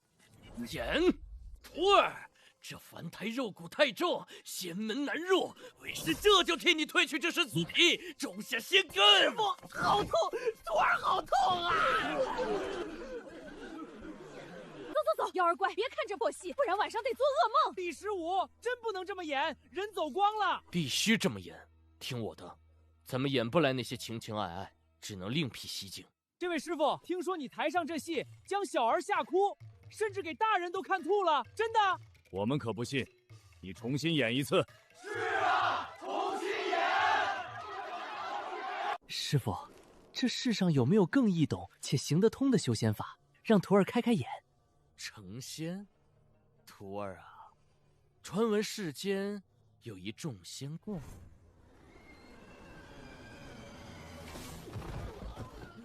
他娘的，咱们是来看木偶戏的，却是在台上当了木偶，被别人看了一晚上，简直荒谬荒诞！你们且说说，这事儿说出去谁会信？我儿，此地太过邪门，快随为父回城闭关，再也不凑这等热闹了。是，父亲，几位兄台，我们先行一步了。娘，别担心，我没事的。儿啊，我怎么觉得先前那座戏台上那些木偶和你们打扮很像呢？娘，没有的事儿，别瞎想了。李15，你觉得如何？演爽了，爽了。是啊，今儿个夜里我演了那么多遍老东西，才知道求了一辈子的东西，在最后一刻被突然夺走，那种感觉绝望，简直太绝望了。这事是你身上真实发生过的吧？你所扮演的师傅，就是你给过我8字那人钱元子，所以种仙观也是真实存在的。你身上种种不合理之处，都是因为他。是啊，哪怕到现在都是觉得如梦一般，因为听上去太假了。这只碎妖能将人化作木偶，不过他倒是说话算数。只要满足了他的要求，最后就放了我等。只是如此一来，事情怕是麻烦了。我教长老是让我来此碰运气的，这有什么运气好碰？白皙，他差不多也是这意思。只是昨夜那只碎妖，他一直躲在屏风后，咱们连他真容都没瞧见。李十五，你师父命真的很好。什么？你好端端说这个干嘛？因为昨夜演的那台戏，所以后半夜我一直在思索你师父的事，甚至施展各种算法，不断推演他生辰八字。结果就是，他命格极好，难以想象的好。你的意思是，那老东西可能不是个普通人了？非也，他绝对是个普通人，因为卦象显示他一辈子与仙无缘，只能凡人一生。那你的意思是，你师父命格极好，本该一生富贵享之不尽，但他注定与仙无缘，怎么偏偏非要去寻仙，而且还是那虚无缥缈的种仙观？你有自己生辰八字，会有你那些师兄弟生辰八字吗？八字？我？这还真没有，我那些师兄弟同样没有，少些因果纠缠，在如此世道之中，大抵算是一种幸事。如此一来，倒是有些不好办了。能中仙的道观，我观那么多古籍，简直闻所未闻。要我觉得，对于一个正常人而言，也许不能掌控自己出生，但是一定得掌控自己死亡。如心一横时，想死就死。若是连死都做不到随自己掌控，李十五，你麻烦怕是大了。李十五可得入我教啊，有我纵火教在，什么种仙观简直不值一提。不会说就闭嘴，让我去死你真是能啊！老板，来上半斤包子，只要菜馅不要肉呢。红亮亮的辣子油，再来上一碟。这声音耳熟，不错。昨夜戏台上时，屏风之后，他以悬丝将我等化作木偶，演了一晚上的木偶戏。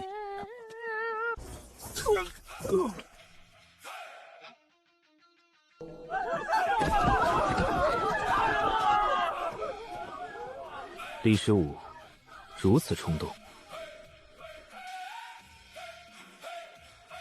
听主，你又是在干嘛？岁，无论岁兽或者岁妖，哪怕化形的再小，都是和人有着本质区别。所以，他真是昨夜那只碎妖？不是，他是人。两位爷，我才是邪教，我才是啊！你们俩究竟闹哪样啊？李十五，你莫不是昨夜饰演钱元子，还没从戏中走出来，跟你那师傅一样，突然暴起杀人？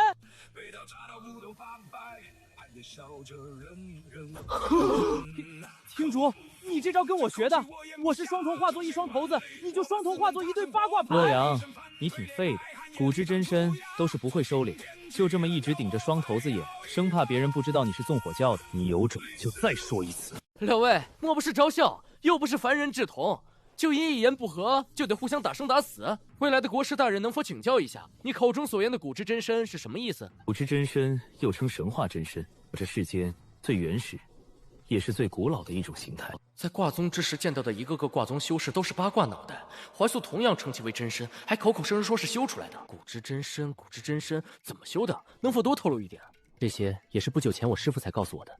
他当时还声称自己或许没你那癫子师傅会教徒弟，至少在道心这一块不如对方。听主，这些话你以后最好少讲。那老东西不过一个癫子、土匪、强盗、杀人狂，岂能与堂堂卦宗大能相提并论？我说两位，若有什么事儿，咱们之后再讲，成不成？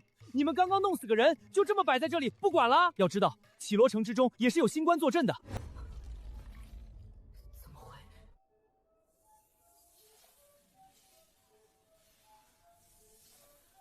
？27根悬丝，难道他应该就是昨夜屏风后那人，也是他将我等化作木偶的。只是现在看来，他同样是个悬丝木偶。真正的碎妖是背后操控他那一位，他应该早就死了，只是在一根根悬丝操纵之下，才是如常人一般能呼吸、能跑会跳，让人看不出多少异样。看来你们一个八卦眼，一个头子眼，应该是看到了什么。哟，真是悬丝木偶啊！不过，如果他本就是个死人，那我这一斗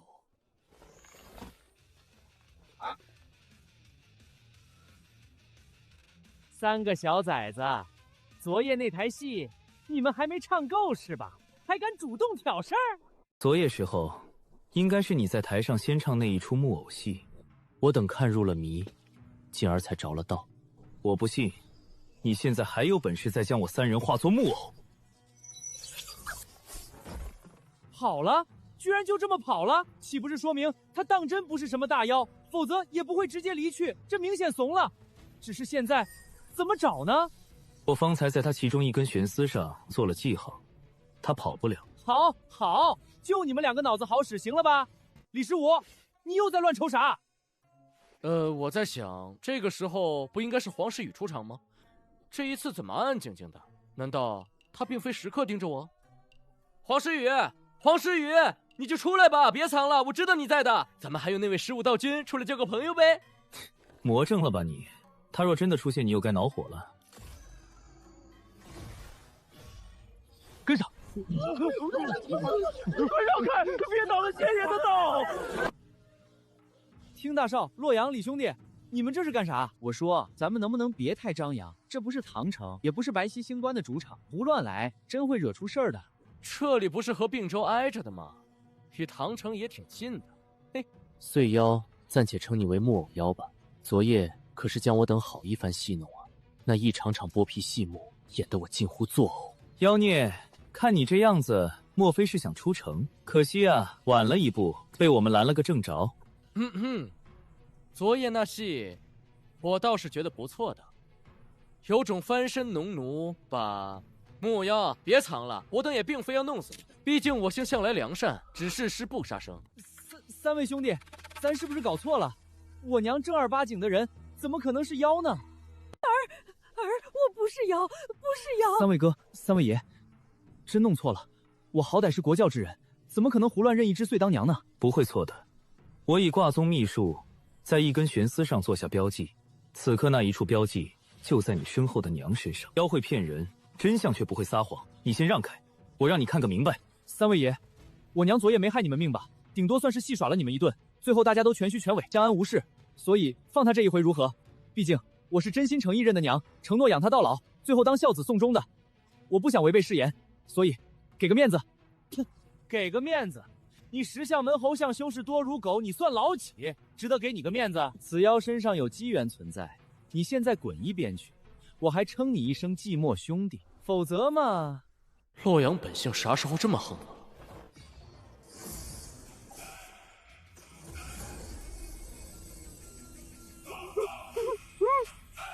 侯相修士有缠命、连命二术，自然不给你施术之机会。天主，咱们好好说话就是，怎么冷不丁的突然动起手来了？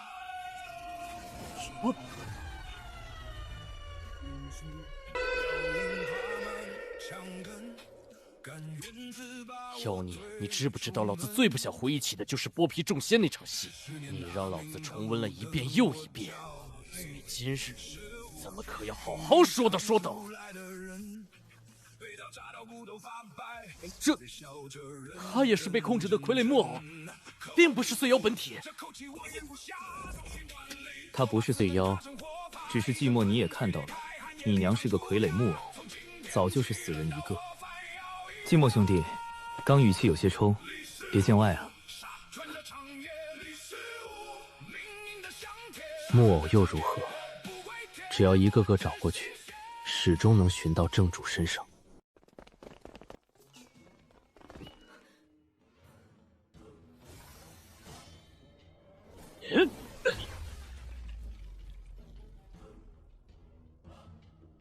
李15，你被此狗本源融合了。抱歉，我觉得你小子有点不对劲儿，担心你被碎失了术，或者被什么玩意儿替换了。只是现在看来，我好像想多了。你先别急，伤口缝一下再与我计较。哼，不敢麻烦你李大爷，我自己来。洛阳应该是本人，只是看上去为何有些不对劲呢？15，你似乎不太对劲，我说不上来，总感觉你与之前好像有什么不一样的地方，所以抱歉了。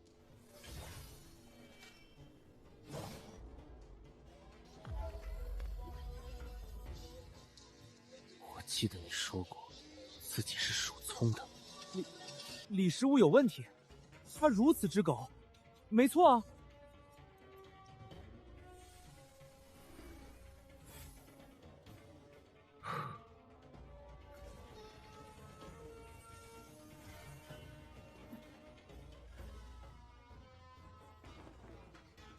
黄诗雨，黄诗雨，黄诗雨，你娘死了！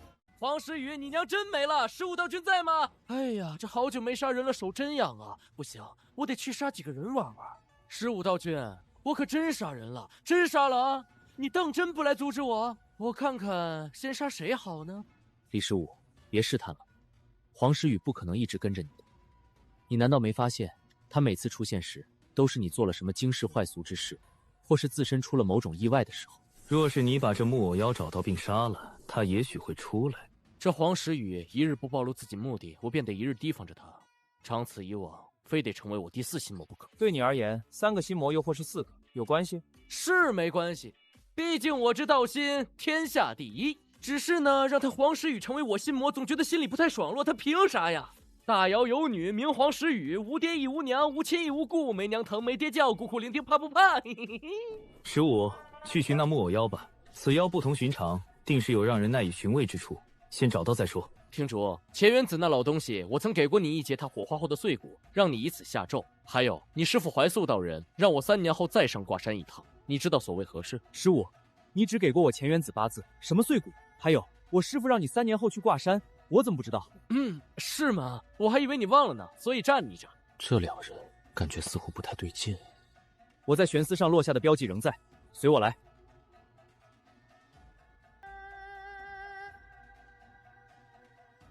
百里，难怪百里霜初见就套近乎。他若就是那只宋妖，当时便暗中施法将我等变成木偶，自己再故意混入其中，装受害者，掩人耳目。我分析的如何？要知道，并不是只有你们2个才是聪明蛋的，我洛阳亦是不差。此刻说这些为时尚早。我手中八卦盘指向此地，并不是说明百里霜就是那碎妖，有可能是他父亲百里雷，也有可能是其他人，所以进去再说。直接闯。挂宗金令，尧帝所赐，有本事这百里家拦一个试试。挂宗大少就是横，你可得入我教啊！等你当了国师，我纵火教也能明目张胆的横了。家养人气，人气养家。这处府邸已经没有多少人气，换句话说，就是人丁萧条。所以哪怕景致布置的再好，也是不负神序。你们咋来了？百里霜，你家几口人？7口人，除了我父子俩，还有一个年为小妹，4位平时伺候起居的家奴。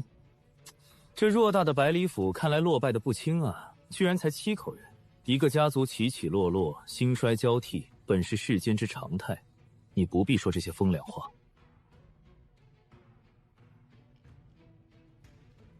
你不是木偶妖，你父亲百里雷何在？我父亲，3位道友，我父亲今日清晨心有所感，正在尝试突破金丹修为，现在正在闭关。你让开，你父亲可能是昨夜碎妖，我等需要当面验证一下。碎妖？不可能，他昨晚可是同样被化作木偶上了那戏台的。是与不是看了再说，我3人也只是想弄个明白。你且放心，毕竟好端端被化作木偶，在戏上被戏弄了一晚上，找他讨个说法不为过吧？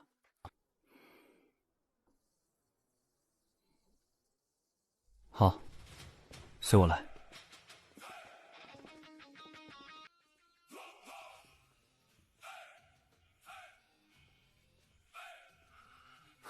这就是闭关，未免太简陋了吧？也不怕被人打扰？没事的，我家人丁少，且对外无人事往来，一般来讲，不会有人上门打扰。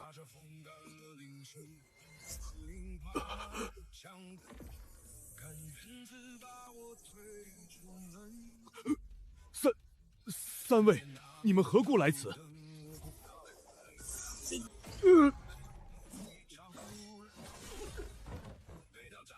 厅主，你，厅主，刚刚才说只是求个明白，何故突然出手杀人？父亲，不管他是木偶妖本体，还是被妖以玄丝操控的木偶，我将其斩杀有什么问题？要知道，任何罪都是害人之物。还有，我刚刚发现这百里雷八字同样与我不合。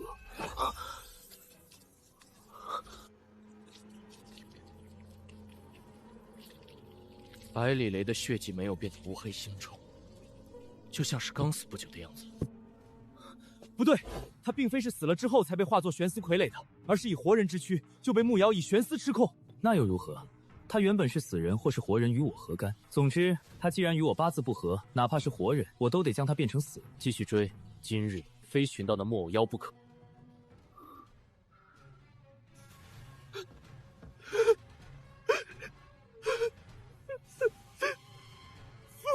父亲，百里霜，你干什么吃的？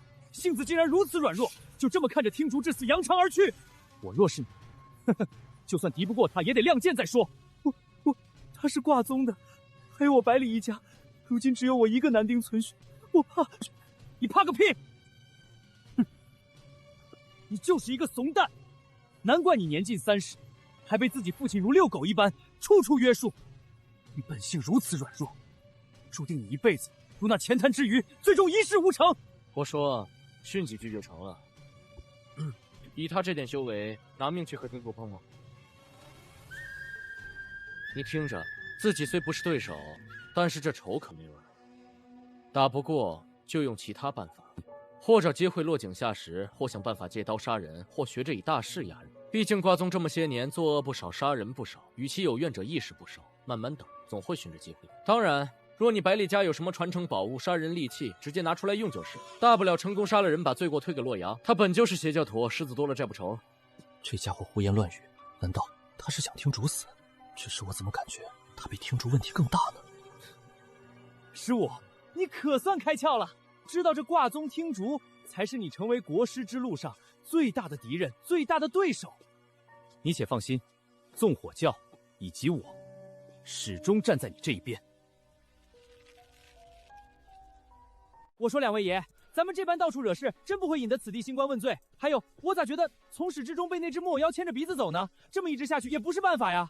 洛阳，你当真不会把自己头子谋子收好？好歹是个邪教徒，莫要太废物了。听竹，我好像并未惹你吧？怎么口里像狗吃了屎一样这般臭呢？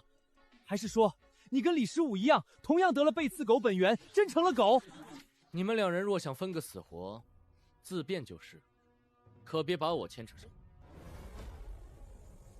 背刺之人，使我李某也信了你。这两人自从被化作木偶放出来后，就透着股说不出的诡异，像是被什么玩意儿替换了。是黄时雨暗中用笔相影响，还是那岁僧提过的占命之术？又或者周遭藏着别的石像门修士在使坏？我每次以我有一卦与你八字不合杀人后，都会心思莫名烦躁，身上有一股戾气萦绕。估摸着这也师父称我道心不坚的缘故吧。洛阳，刚刚是我出言不逊。别啊！一个邪教子可当不上挂宗大少亲自道歉。继续吧，先寻到那木偶妖，一切疑问便是迎刃而解。黄时雨，15道君。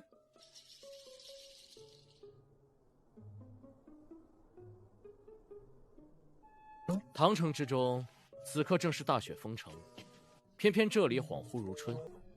莫非大尧36州，同天不同时？每一州都是有自己不同的天时。你一个筑基之修，管这么多干甚？有可能是此地星官不喜下雪，就改动天时，让绮罗城境内一直是四季如春这么个状态。你有理，我若是星官，就让天上一直下冰雹，只要打在人头上，就鼓起一个大包。我手中八卦盘所指方位一直在变化，便是说明此妖一直在变换位置。当然，有可能寻过去依然是悬丝傀儡，而不是木偶妖本体。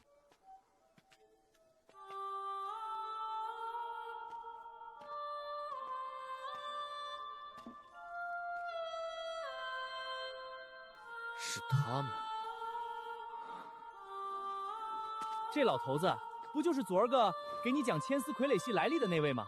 最后还给你唱了一段。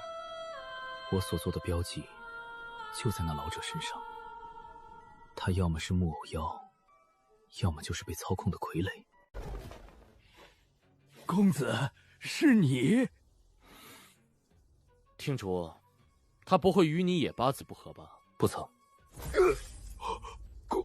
公子，李15，你疯了！李15，他没有与你八字不合吧？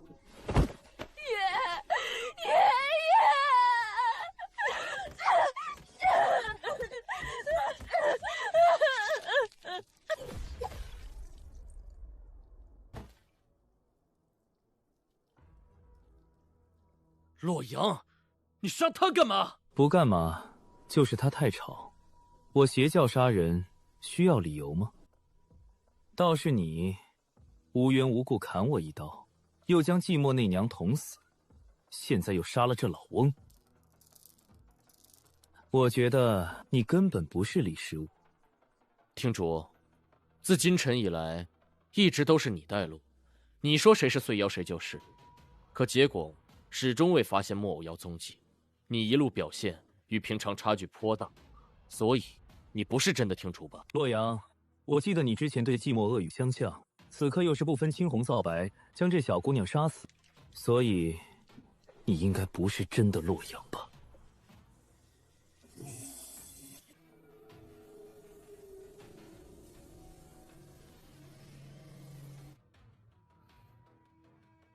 他不是木偶妖。听着，你是真找不到木偶妖，还是故意带错路？还是说，你才是那只木偶妖？或者说，你也被此妖以玄思操控了？我怎么觉得你才不是真的呢？尽管我之前削掉你一根小指，且你同样能够断指重生，但是若你是那只木偶妖，能做到这一点也并非什么难事吧。你二人莫要争辩，我怀疑你们都是假的。你最假。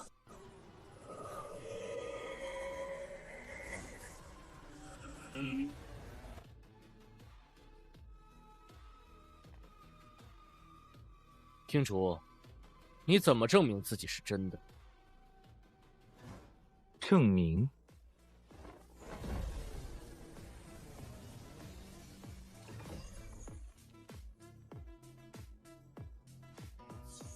黄芷然、朱砂娇、孤魂野鬼，快来到法头！邪灵恩人审一笔很重要。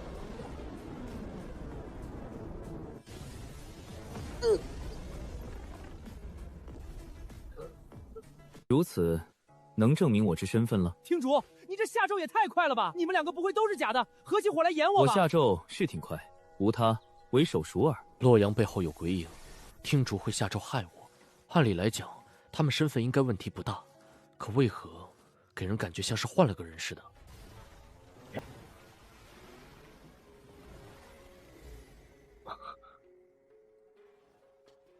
你们听我讲，石像门马相害群马，最善害人，一能附体，二能无意间引起人心中恶念，让同事操戈，互相残杀。你们说有没有种可能，有一位害群马附身在我们中的一人身上？被害群马附体，确实有这种可能。这是我卦宗琢磨出的应对马相修士复审之术的法门。若我真被马相修士附体，那么就能透过银针感知到我躯体之中还藏有另外一人的神魂。我并未被马相附体，你们呢？银针穿透头颅，对你肉身无损伤？自然是有，不过此乃我卦宗不传之秘，你别管就是。你卦宗有应对马相修士之法，我纵火教自然也有。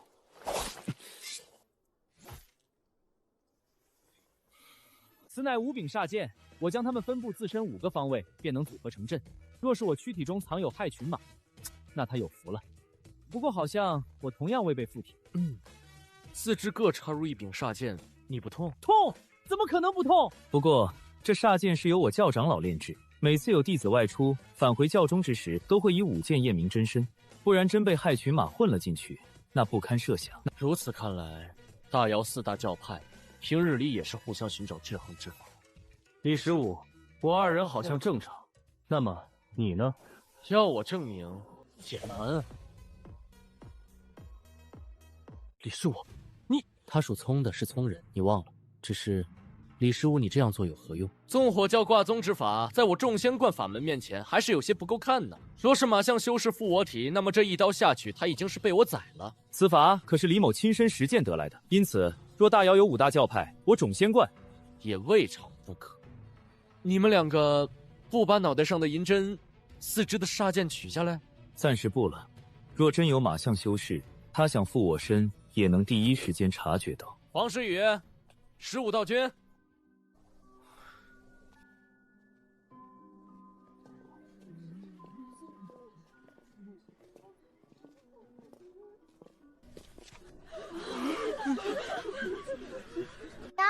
他们是傻子哎，傻子才会玩刀子戳到自己。驴蛋儿，快别说了，他们怕是入了新官府学了本事的道爷。3位道爷，你们莫不是受伤了？是伤了，只怕是伤了脑子。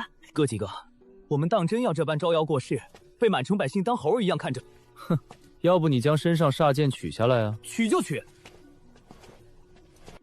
总觉得黄时雨在暗中某处窥探我。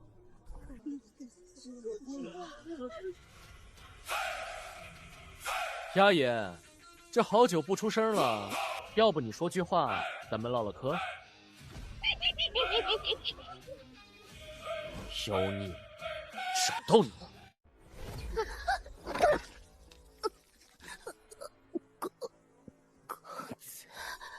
李十五，你又发什么疯？李十五，还得是你啊！这么娇滴滴的小妞，下起手来也是毫不犹豫，佩服佩服。你们没听到？听到什么？笑声啊，就好似木偶一般，在看我等笑话似的。那笑声就是自他身上传出来的。你先松手，这姑娘是人非祟，况且我并未听到你所言的笑声。我也没有。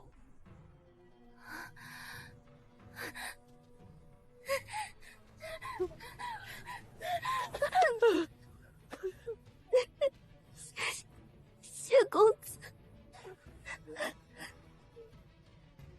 听主，咱们还去寻那木偶妖？不了，我在他悬丝上做下的标记不见了。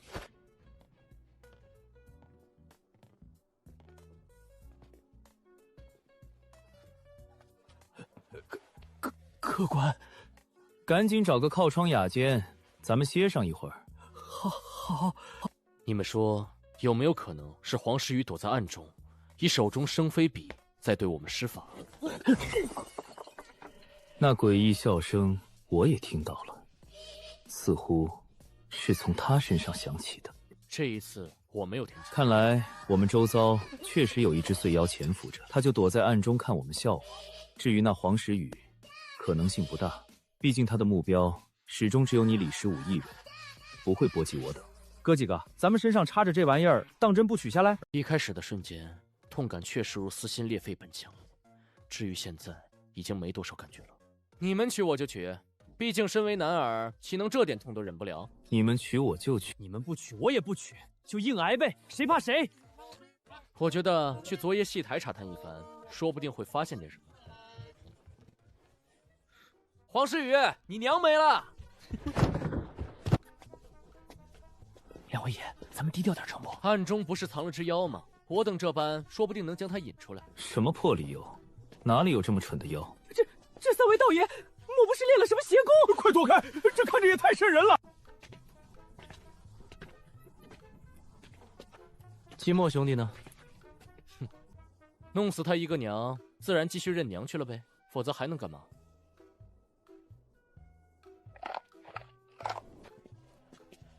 妈呀！鬼啊！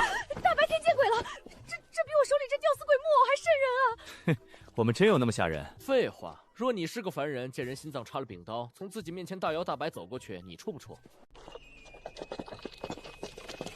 傀儡出，万事急。他们演着一场场悬丝傀儡戏，所谓的不外乎驱邪避鬼，今后万事顺遂。哎，若没有碎妖，这大妖人族说不定会是完全不同的另一副景象。不错，若是没有碎，一切相安无事就好了。毕竟一直以我有一卦与你八字不合来杀人，也挺烦的。你到底是谁？白日之时，我根本没有真的施展咒法，可偏偏你还是挨了一道雷击。所谓欲盖弥彰，不过掩耳盗铃，这便是说明你根本不是真的李十五。我认为自己是真的，可你偏偏说我是假的。你到底安的什么心呢？两个妖孽还演我是吧？明白了，你们本就是一伙的，一个脑袋插针，一个胸口插刀，害得我也跟着用煞剑自残，还说什么听到诡异笑声。呸！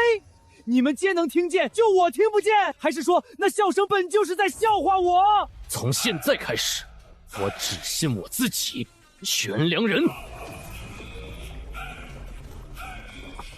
妖孽，你完了！等我挣脱这破绳，就是你魂归九幽之时。李兄弟，你可知杀了我认的娘会是什么后果吗？卦宗又如何？今日我要替父报仇。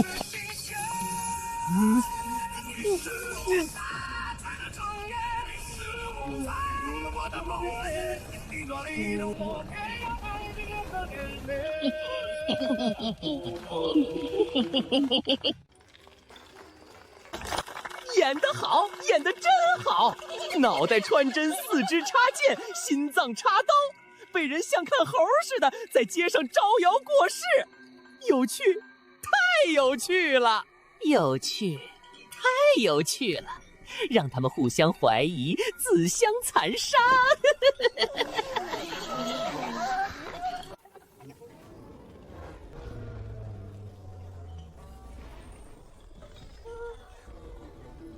季墨，你那娘本就是一个死人，一个被操控的悬丝木偶罢了。我捅他一刀，不外乎帮你认清真相，你还怪起我来了。况且，认娘这法子还是我帮你想的。认娘，你当真有脸说啊？若不是你，季某怕是早已妻妾成群。你现在同样可以去娶媳妇儿，谁还能拦着你不成？说得轻巧，你当我侯相反噬是什么？又岂能如此随意？反噬？当初我只是随口一提让你认娘，最终做出选择的还不是你本人。现在倒好，怨恨起我来了。果然，石像门中出来的崽子就没一个是好玩意儿的。你是想与我寻仇？是。身为人子，自当为父报仇。看来你的胆量源自你手上那件碎宝呢。只是你一个畏畏缩缩、被自己父亲当狗一样约束的玩意儿，也配与我起杀心？我明白了，自昨夜起，我便是落入某种陷阱之中。你们所有人，我看到的一切，皆是幻象。杀！还我复命来！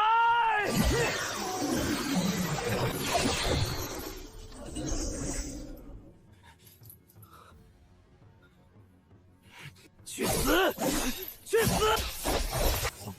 你手中碎宝能够勾人魂魄，怕是常人碰之就死，也难怪你敢找我寻仇了。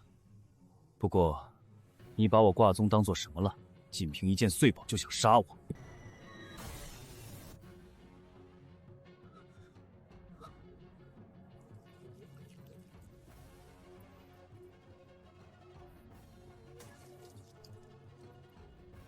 不对，难道他是真人不成？这尸体瞅着，并不像是假的啊。果然，一开始我就着了道，除了我自身之外，他们皆为假，皆是幻。我有一术，缠命。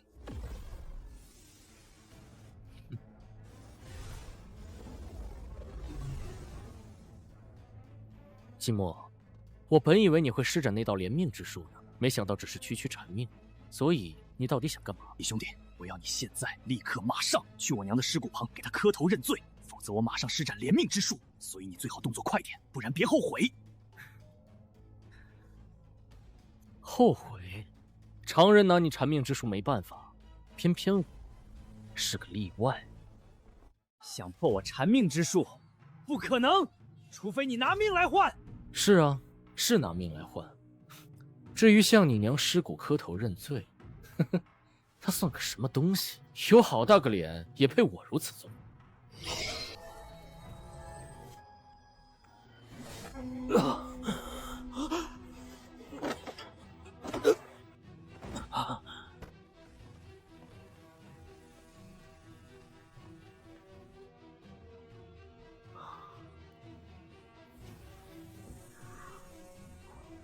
哼哼，果然是妖孽啊！你们两个妖孽，死定了！怎么说？好办，杀了你就是。这句话，同样是我想说的。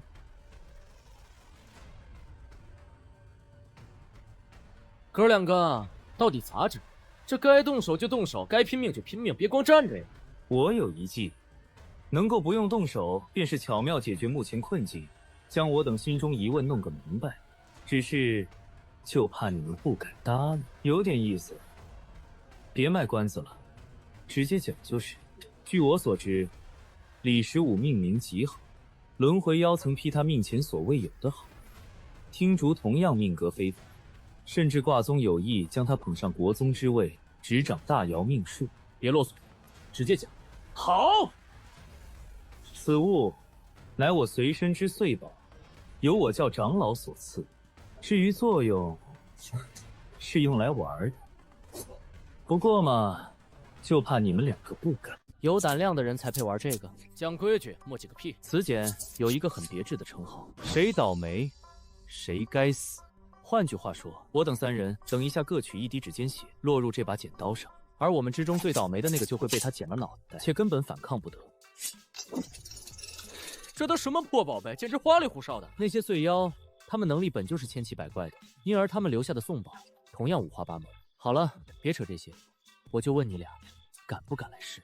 是，来呗！我可是堂堂纵火教天骄，以破大瑶之兵为己任，以匡扶人族为目标。难道我还比不过两个妖孽运气好？好，开始吧。妖孽简直不知者无畏，此简一经催动，必害一人性命。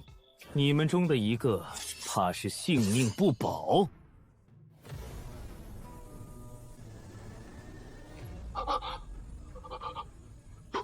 不可能！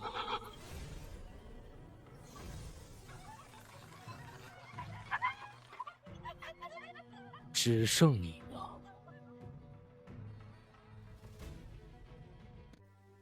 这妖孽当真有意思啊！弄了个碎宝出来，这还没怎么着，竟先把自己先给玩死了。现在只剩我们两个了。不错，就我们两人。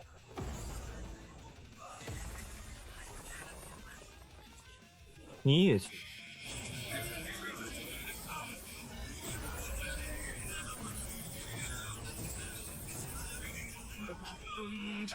妖孽，就是真的李十五在此，也不是我一合之敌。更何况是如你这般的似是而非之物。妖孽，你自裁吧。眼前这听主人，除了行事风格与平儿大相径庭，其他任何地方看起来都像是真的。自裁？我已经自裁了呀，心脏破裂而不死，这让我有什么办法？喂，既然你声称自己是挂宗的，应该也有碎宝吧？就类似方才洛阳的那把金剪，这样既分胜负，也省时省力。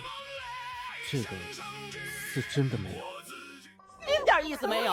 这台戏开始无聊了，无趣，太无趣，不想看打架。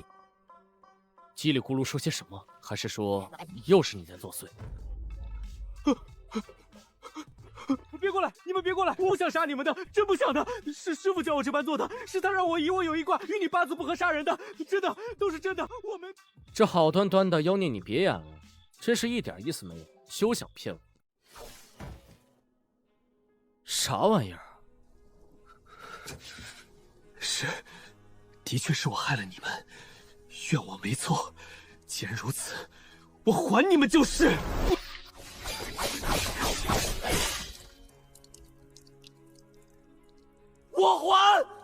我还不行！一件、两件、三件、4件，你磨蹭个球！继续啊！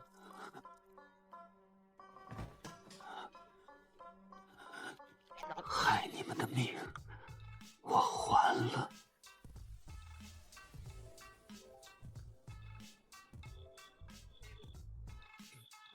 就这，妖孽，你也不行啊！区区81件，连我这大半年砍腿的零头都没有。不错，真不错。如此一来，就只有我一个了呀。如此甚好，就让我来瞧瞧这一切究竟怎么个事儿。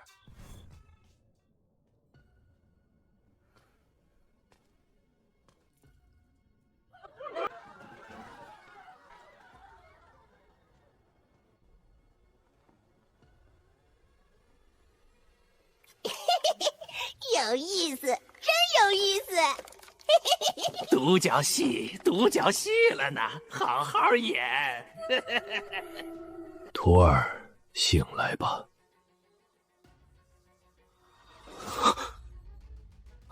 师傅。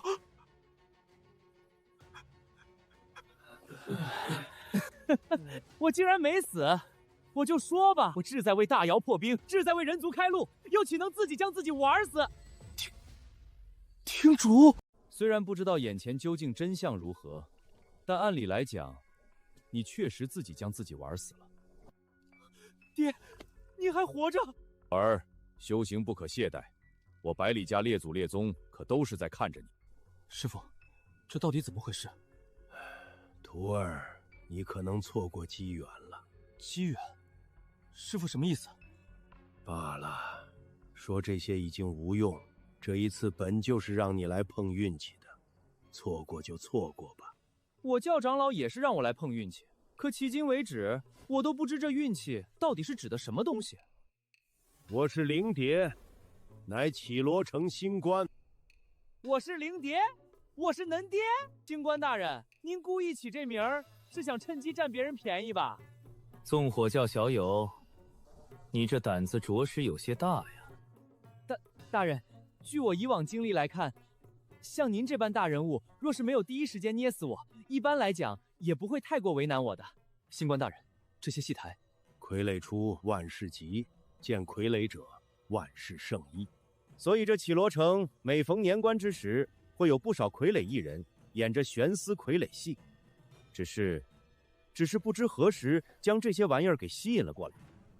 就是他们每隔10年就会出现。星官大人，您还怕这一只只醉妖不成？直接将他们收拾了。他们啊，4岁又不像10岁。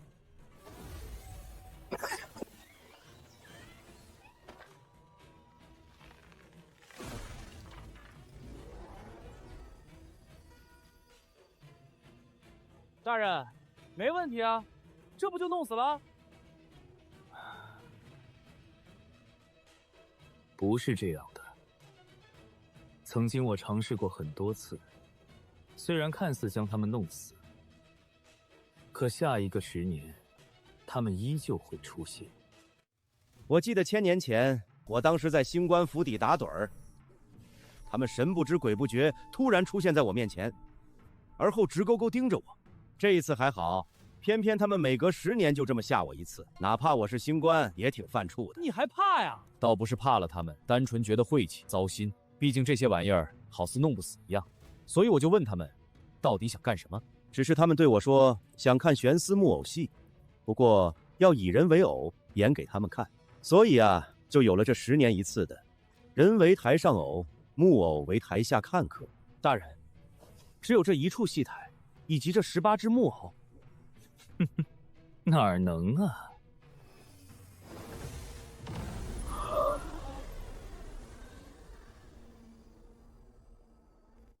这看到了吧？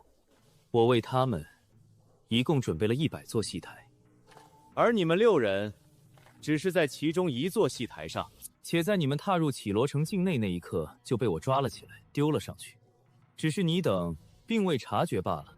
原来我等自一开始就已经在那戏台之上了，成了一只只悬丝傀儡。原来大家都是真的，之所以看着与平时相差颇大，不过是被一根根悬丝操纵而已。还有，这里居然有100座戏台。大人，您让我等化作悬丝傀儡，给这些木偶演戏，难道能得到什么好处或者机缘不成？算是吧，此事等会儿你们就知晓了。大人，戏台上那座绮罗城，里面那么多百姓，他们是真还是假？绮罗城百姓拢共1000万之众，我将他们以截子之数化小之后，平均分布在100座戏台之上，所以戏台上那座绮罗城有10多万百姓是真的，其他皆为幻象。每座戏台里面皆有10万百姓作配，且还有这6位主角。命运，只有命运才能脱离戏台出来。星官大人，我们父子2人。每座戏台需要6名角儿，这座戏台上只有4位，就随便抓了你俩丢了进去，有问题？没，能被星官大人青睐，是我百里家百世修了福分。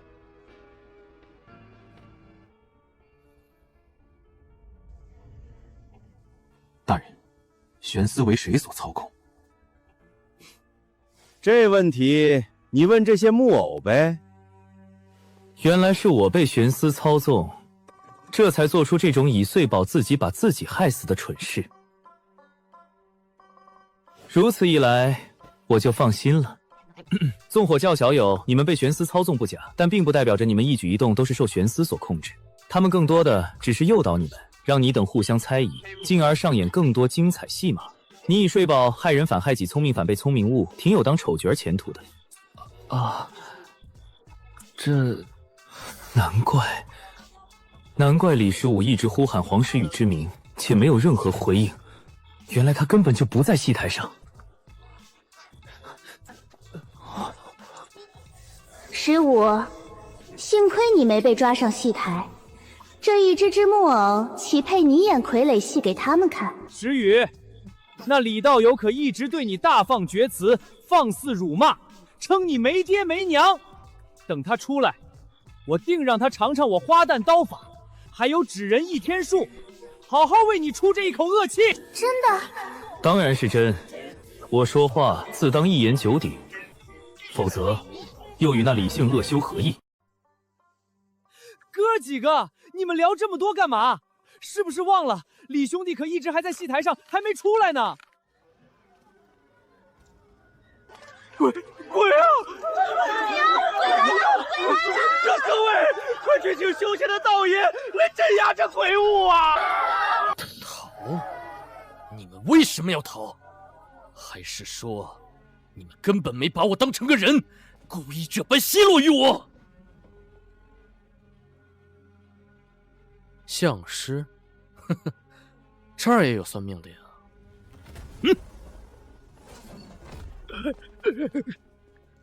你是算命的？是。你会什么？会给人看面相，小人专门替人相面的，所以自称相师。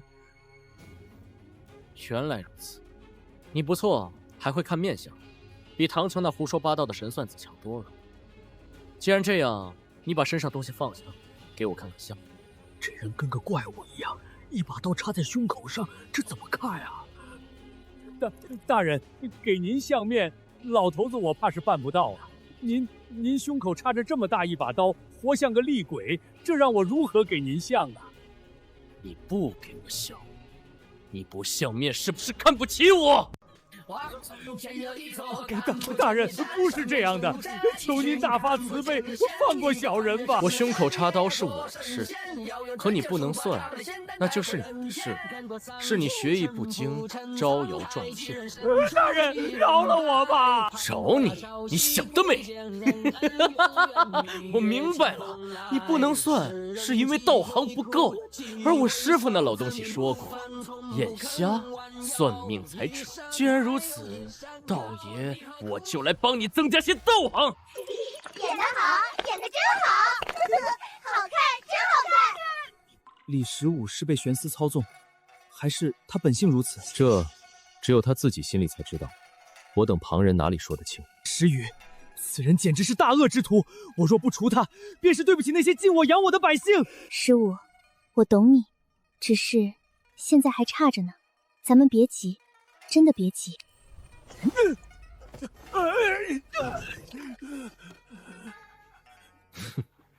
没挖你眼睛，好什么好？赶紧给我相面，否则老子把头给你拧了。大人，您面相好，天大的好啊！我相面一辈子，您这等面相从没见过。小老儿不知怎么解释，只能用4个字概括。哪4个字？说来听听。一世无双。您生来就是贵不可言，世间难寻，享福一生，因此只能用一世无双来形容。求求您放了我吧，求您了，真的求您了。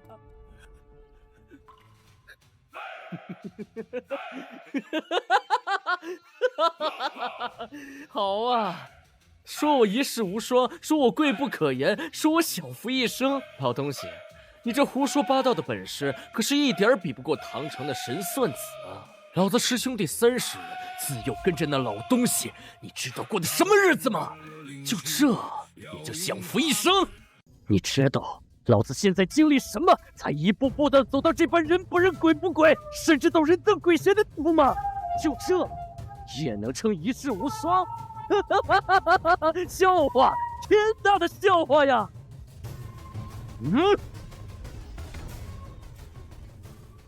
果然是妖孽，想骗我，门儿都没有。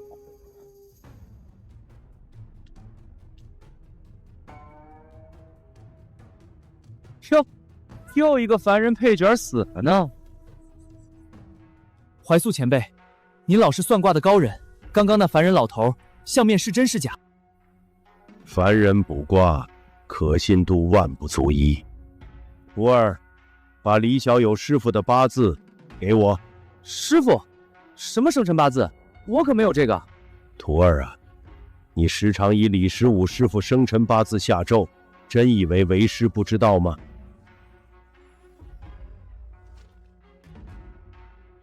这闹哪样？要李十五师傅生辰八字干啥？命挺好。徒儿，你身上有李小友血液，给我一滴。听大少，你这什么古怪癖好？专给李十五和他师傅下咒是吧？师傅，要这个何用？没事，我只是想给他算算。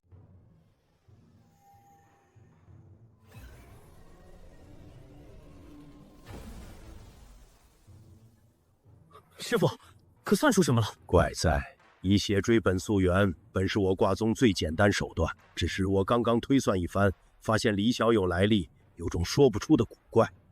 古怪？李小友没有生辰八字，又或者我推演不出他的生辰八字，因此自然是挺古怪的。前辈，这不古怪，毕竟他李十五无心不死，生有实腿才是最古怪的。您推算不出他八字，可能是因为他身上诸多诡变影响您推算，否则一个好端端的人还能从石头缝里蹦出来不成？前辈，李兄弟，我是灵蝶，不用叫我前辈。灵蝶大人，李兄弟多久能从这戏台上出来？继续看下去，我就知道了。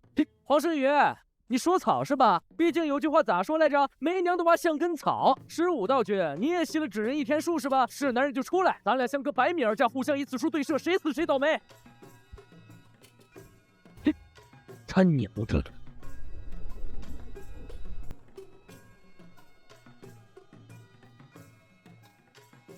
哦，快！那杀神又来了，快跑！我的蛋子，别踩我！别挡着！救命啊！招摇撞骗，你做什么营生的？小人还敢废话？干什么营生？回爷，咱就是街边摆个棋谱攒局，有人若能解开，就给他银子；若解不开，就给我银子。哦，原来如此，不就是街头混混招摇撞骗，等人主动上门当冤种吗？我倒是要看看什么棋局如此难解。摆棋盘，某可是大摇其胜，你若不能以这副残局赢我，哼哼，你完了。我在街边以这把戏坑人，这副残局我已经推演了10多年。知道其根本就是无解之局。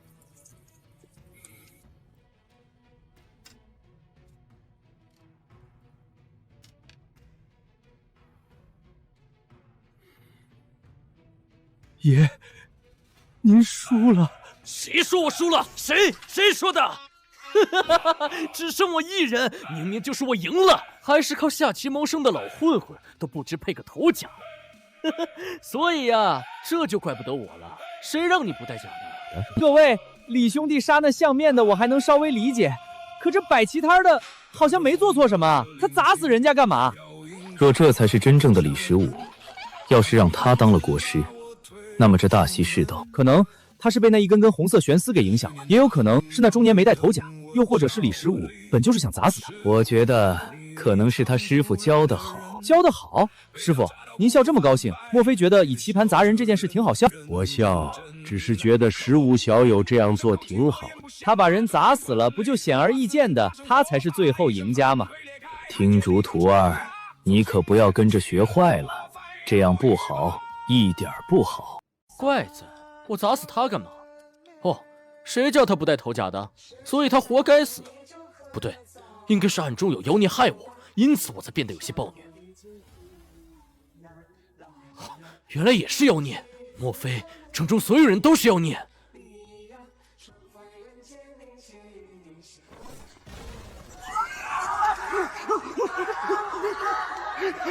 杀神来了，快逃命啊！救命啊！大爷饶命！所有人给老子站好了！从现在开始，给各自身边瑶姐儿念佛门清心咒，然后教他们女子要贤惠淑德，一直念，我死了念。至于你们这些瑶姐姐，给老子狠狠骂这些嫖客，骂他们身体做一套，嘴上说一套。哼，明明自己铺裆满是屎，却他娘的满口仁义道德，直呼哲也。即刻请南念经，教他们女子从良，自食其力；女开骂，骂他们百无一用是道，骂人伪君子，没啥意思，简直无趣。掌柜的，我来买点假药。回客官，小的店铺从不售假。哼，笑话！你开药铺的不卖假药材，怎么挣这么多银子？给老子起来！我教你如何做假。客官，不用你教的，以陈充新，以烂充好，再换个7两秤，再找个好靠山，银子一大把一大把的赚，那些穷人百姓最好骗了。哼，你他娘的比老子还会坑人，岂不是显得我很没面子？起来，咱们好好说道说道。都给老子滚！所有人给老子滚！滚！快滚！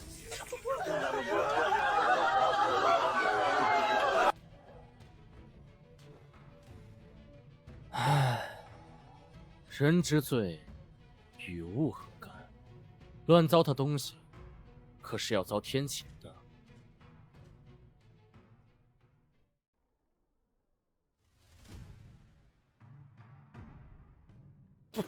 哼，原来学着老东西那般肆无忌惮行事，还怪舒服的。舒服个屁！他钱元子纯粹一癫子，跟他娘的发病了似的。要不我回头将这座城烧了？不行，就算无心关足我。也不能这般做，一座城得浪费多少人力物力，多少木材，可不能糟蹋。分成，快分成啊！这样才有意思。是啊，分成，这才叫演得好，演得妙。这戏台上的那座以罗城，可是一座真城，只是以劫子神通之术将其缩小后放置在台上的。听这些木偶口气，那一根根悬丝果真能影响人的想法，甚至直接操纵人动作。只是究竟到了哪种程度？犹未可知。你们快看台上，李兄弟又变成石腿怪物，他的那些腿全长了出来。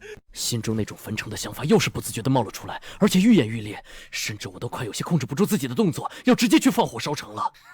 有意思，当真有意思。我应该落入了某种空间之中，或是陷入某种大阵，总之与外界是彻底分离了开来。也许我始终在戏台上，被人当作悬丝木偶操纵呢。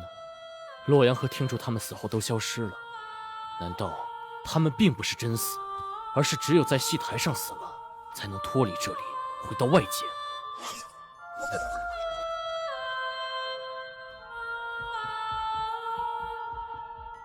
原来我无心也能活，如此，我的命门在哪儿呢？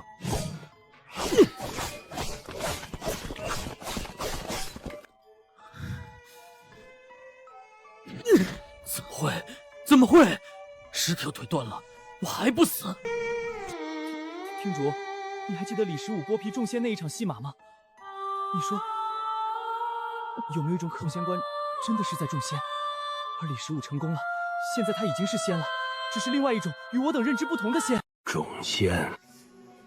记得在挂宗时的某个半夜，老道夜遇李小友，他同样向我打听“种仙观”3个字，只是老道对此一无所知。且试着推算，也推算不出个名头。挂宗半夜，那时我等不都是在洞府中打坐修行？前辈，李十五这厮多久和您勾搭上的？邪教小友，注意用词妥当。毕竟老道我啊，同样略懂些咒人之术。种仙？你们觉得李十五这种程度就能算得上仙了？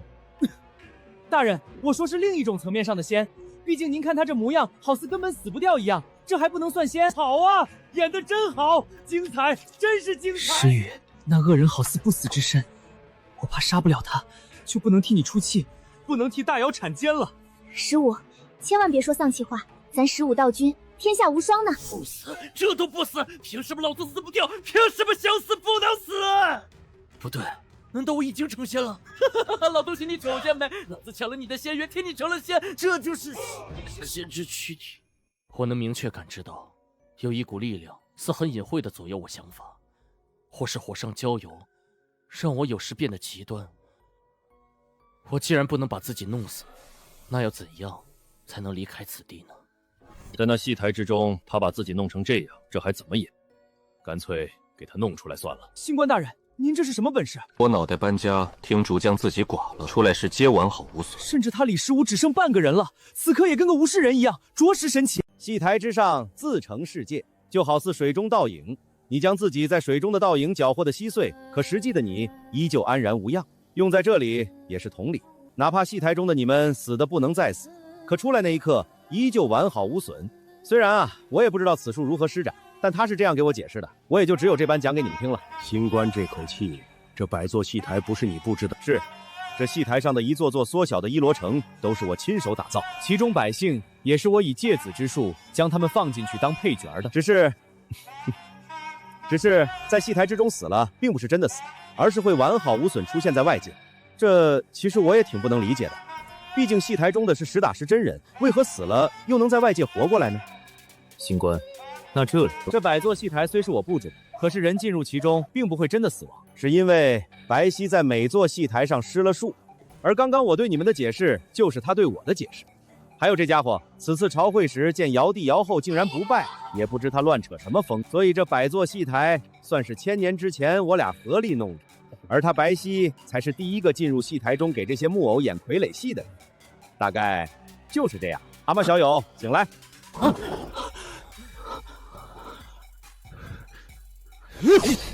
李十五，别冲动，星官都说了，这些木偶杀不死的。滚开！定是这些妖孽，以那种红色玄丝在暗中操作我的一切，否则以我对黄姑娘如此敬仰之心，又岂会说出你娘没了这种粗鄙恶意之言？定是这些妖孽控制我说的。我可是大尧山官，尧帝知我名，尧后寻我画，又岂能做这种背后辱人父母的龌龊之事？所以，绝不是我主动辱他，而是这一只妖孽陷害于我。十五，还得是你啊，从不立危墙之下。黄时雨，你在吗？可得明察秋毫，不能为妖孽所骗啊！恶修，你竟然如此无耻！道友，说话这么结巴干甚？你要不出来，咱们切磋一下纸人一天书，互相瞄着投射，且不能躲避，看看谁先倒下。15，你真没骂了？没，在下同样无父无母，又岂会以此为痛点来重伤黄姑娘呢？倒是姑娘，你分饰的那个男角好看，真好看！他还在演，小子演得好，真会演啊！这位道友，我虽不知你过往，但还是希望你做个好人。我虽被玄思操纵，但骂黄时雨还真是自己能做主的。当然，这出来嘛，也要第一时间品清关系，做人自然得灵性一点。怀素前辈，这位前辈是？我是灵蝶。大人，我们这座戏台玄思木偶戏算是演完了吧？您之前说过的，之所以弄这一出，可是有机缘或者好处的。还有我叫长老，让我来碰碰运气，是有好处或者机缘，不过能不能得到，就看他们了。看他们。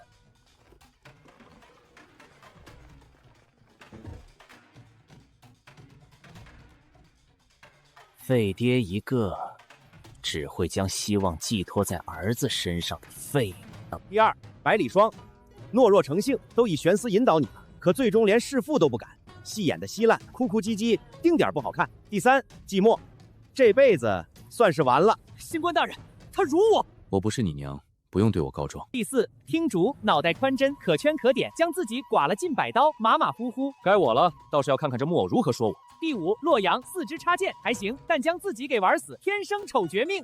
我堂堂纵火教之人，一次失误而言，便以丑绝2字戏弄于我。第六，李十五，好，演得真好，只是你的这台戏并未结束，而是可能才刚刚开始。我的这台戏才刚刚开始。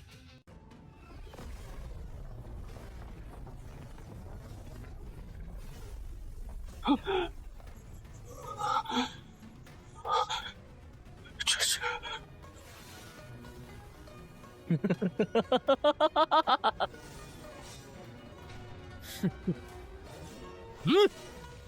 不请自来，这什么破伎用，不要也罢。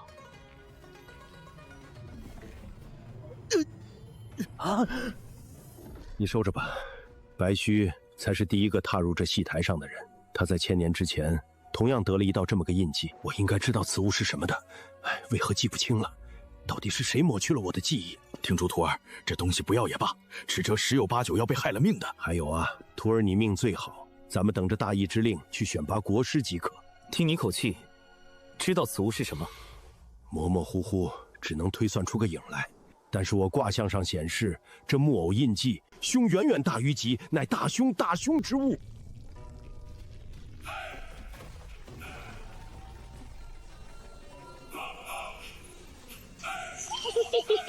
戏演完了，戏才刚刚开始。人为台上偶，谁为台下客？我的手怎么回事？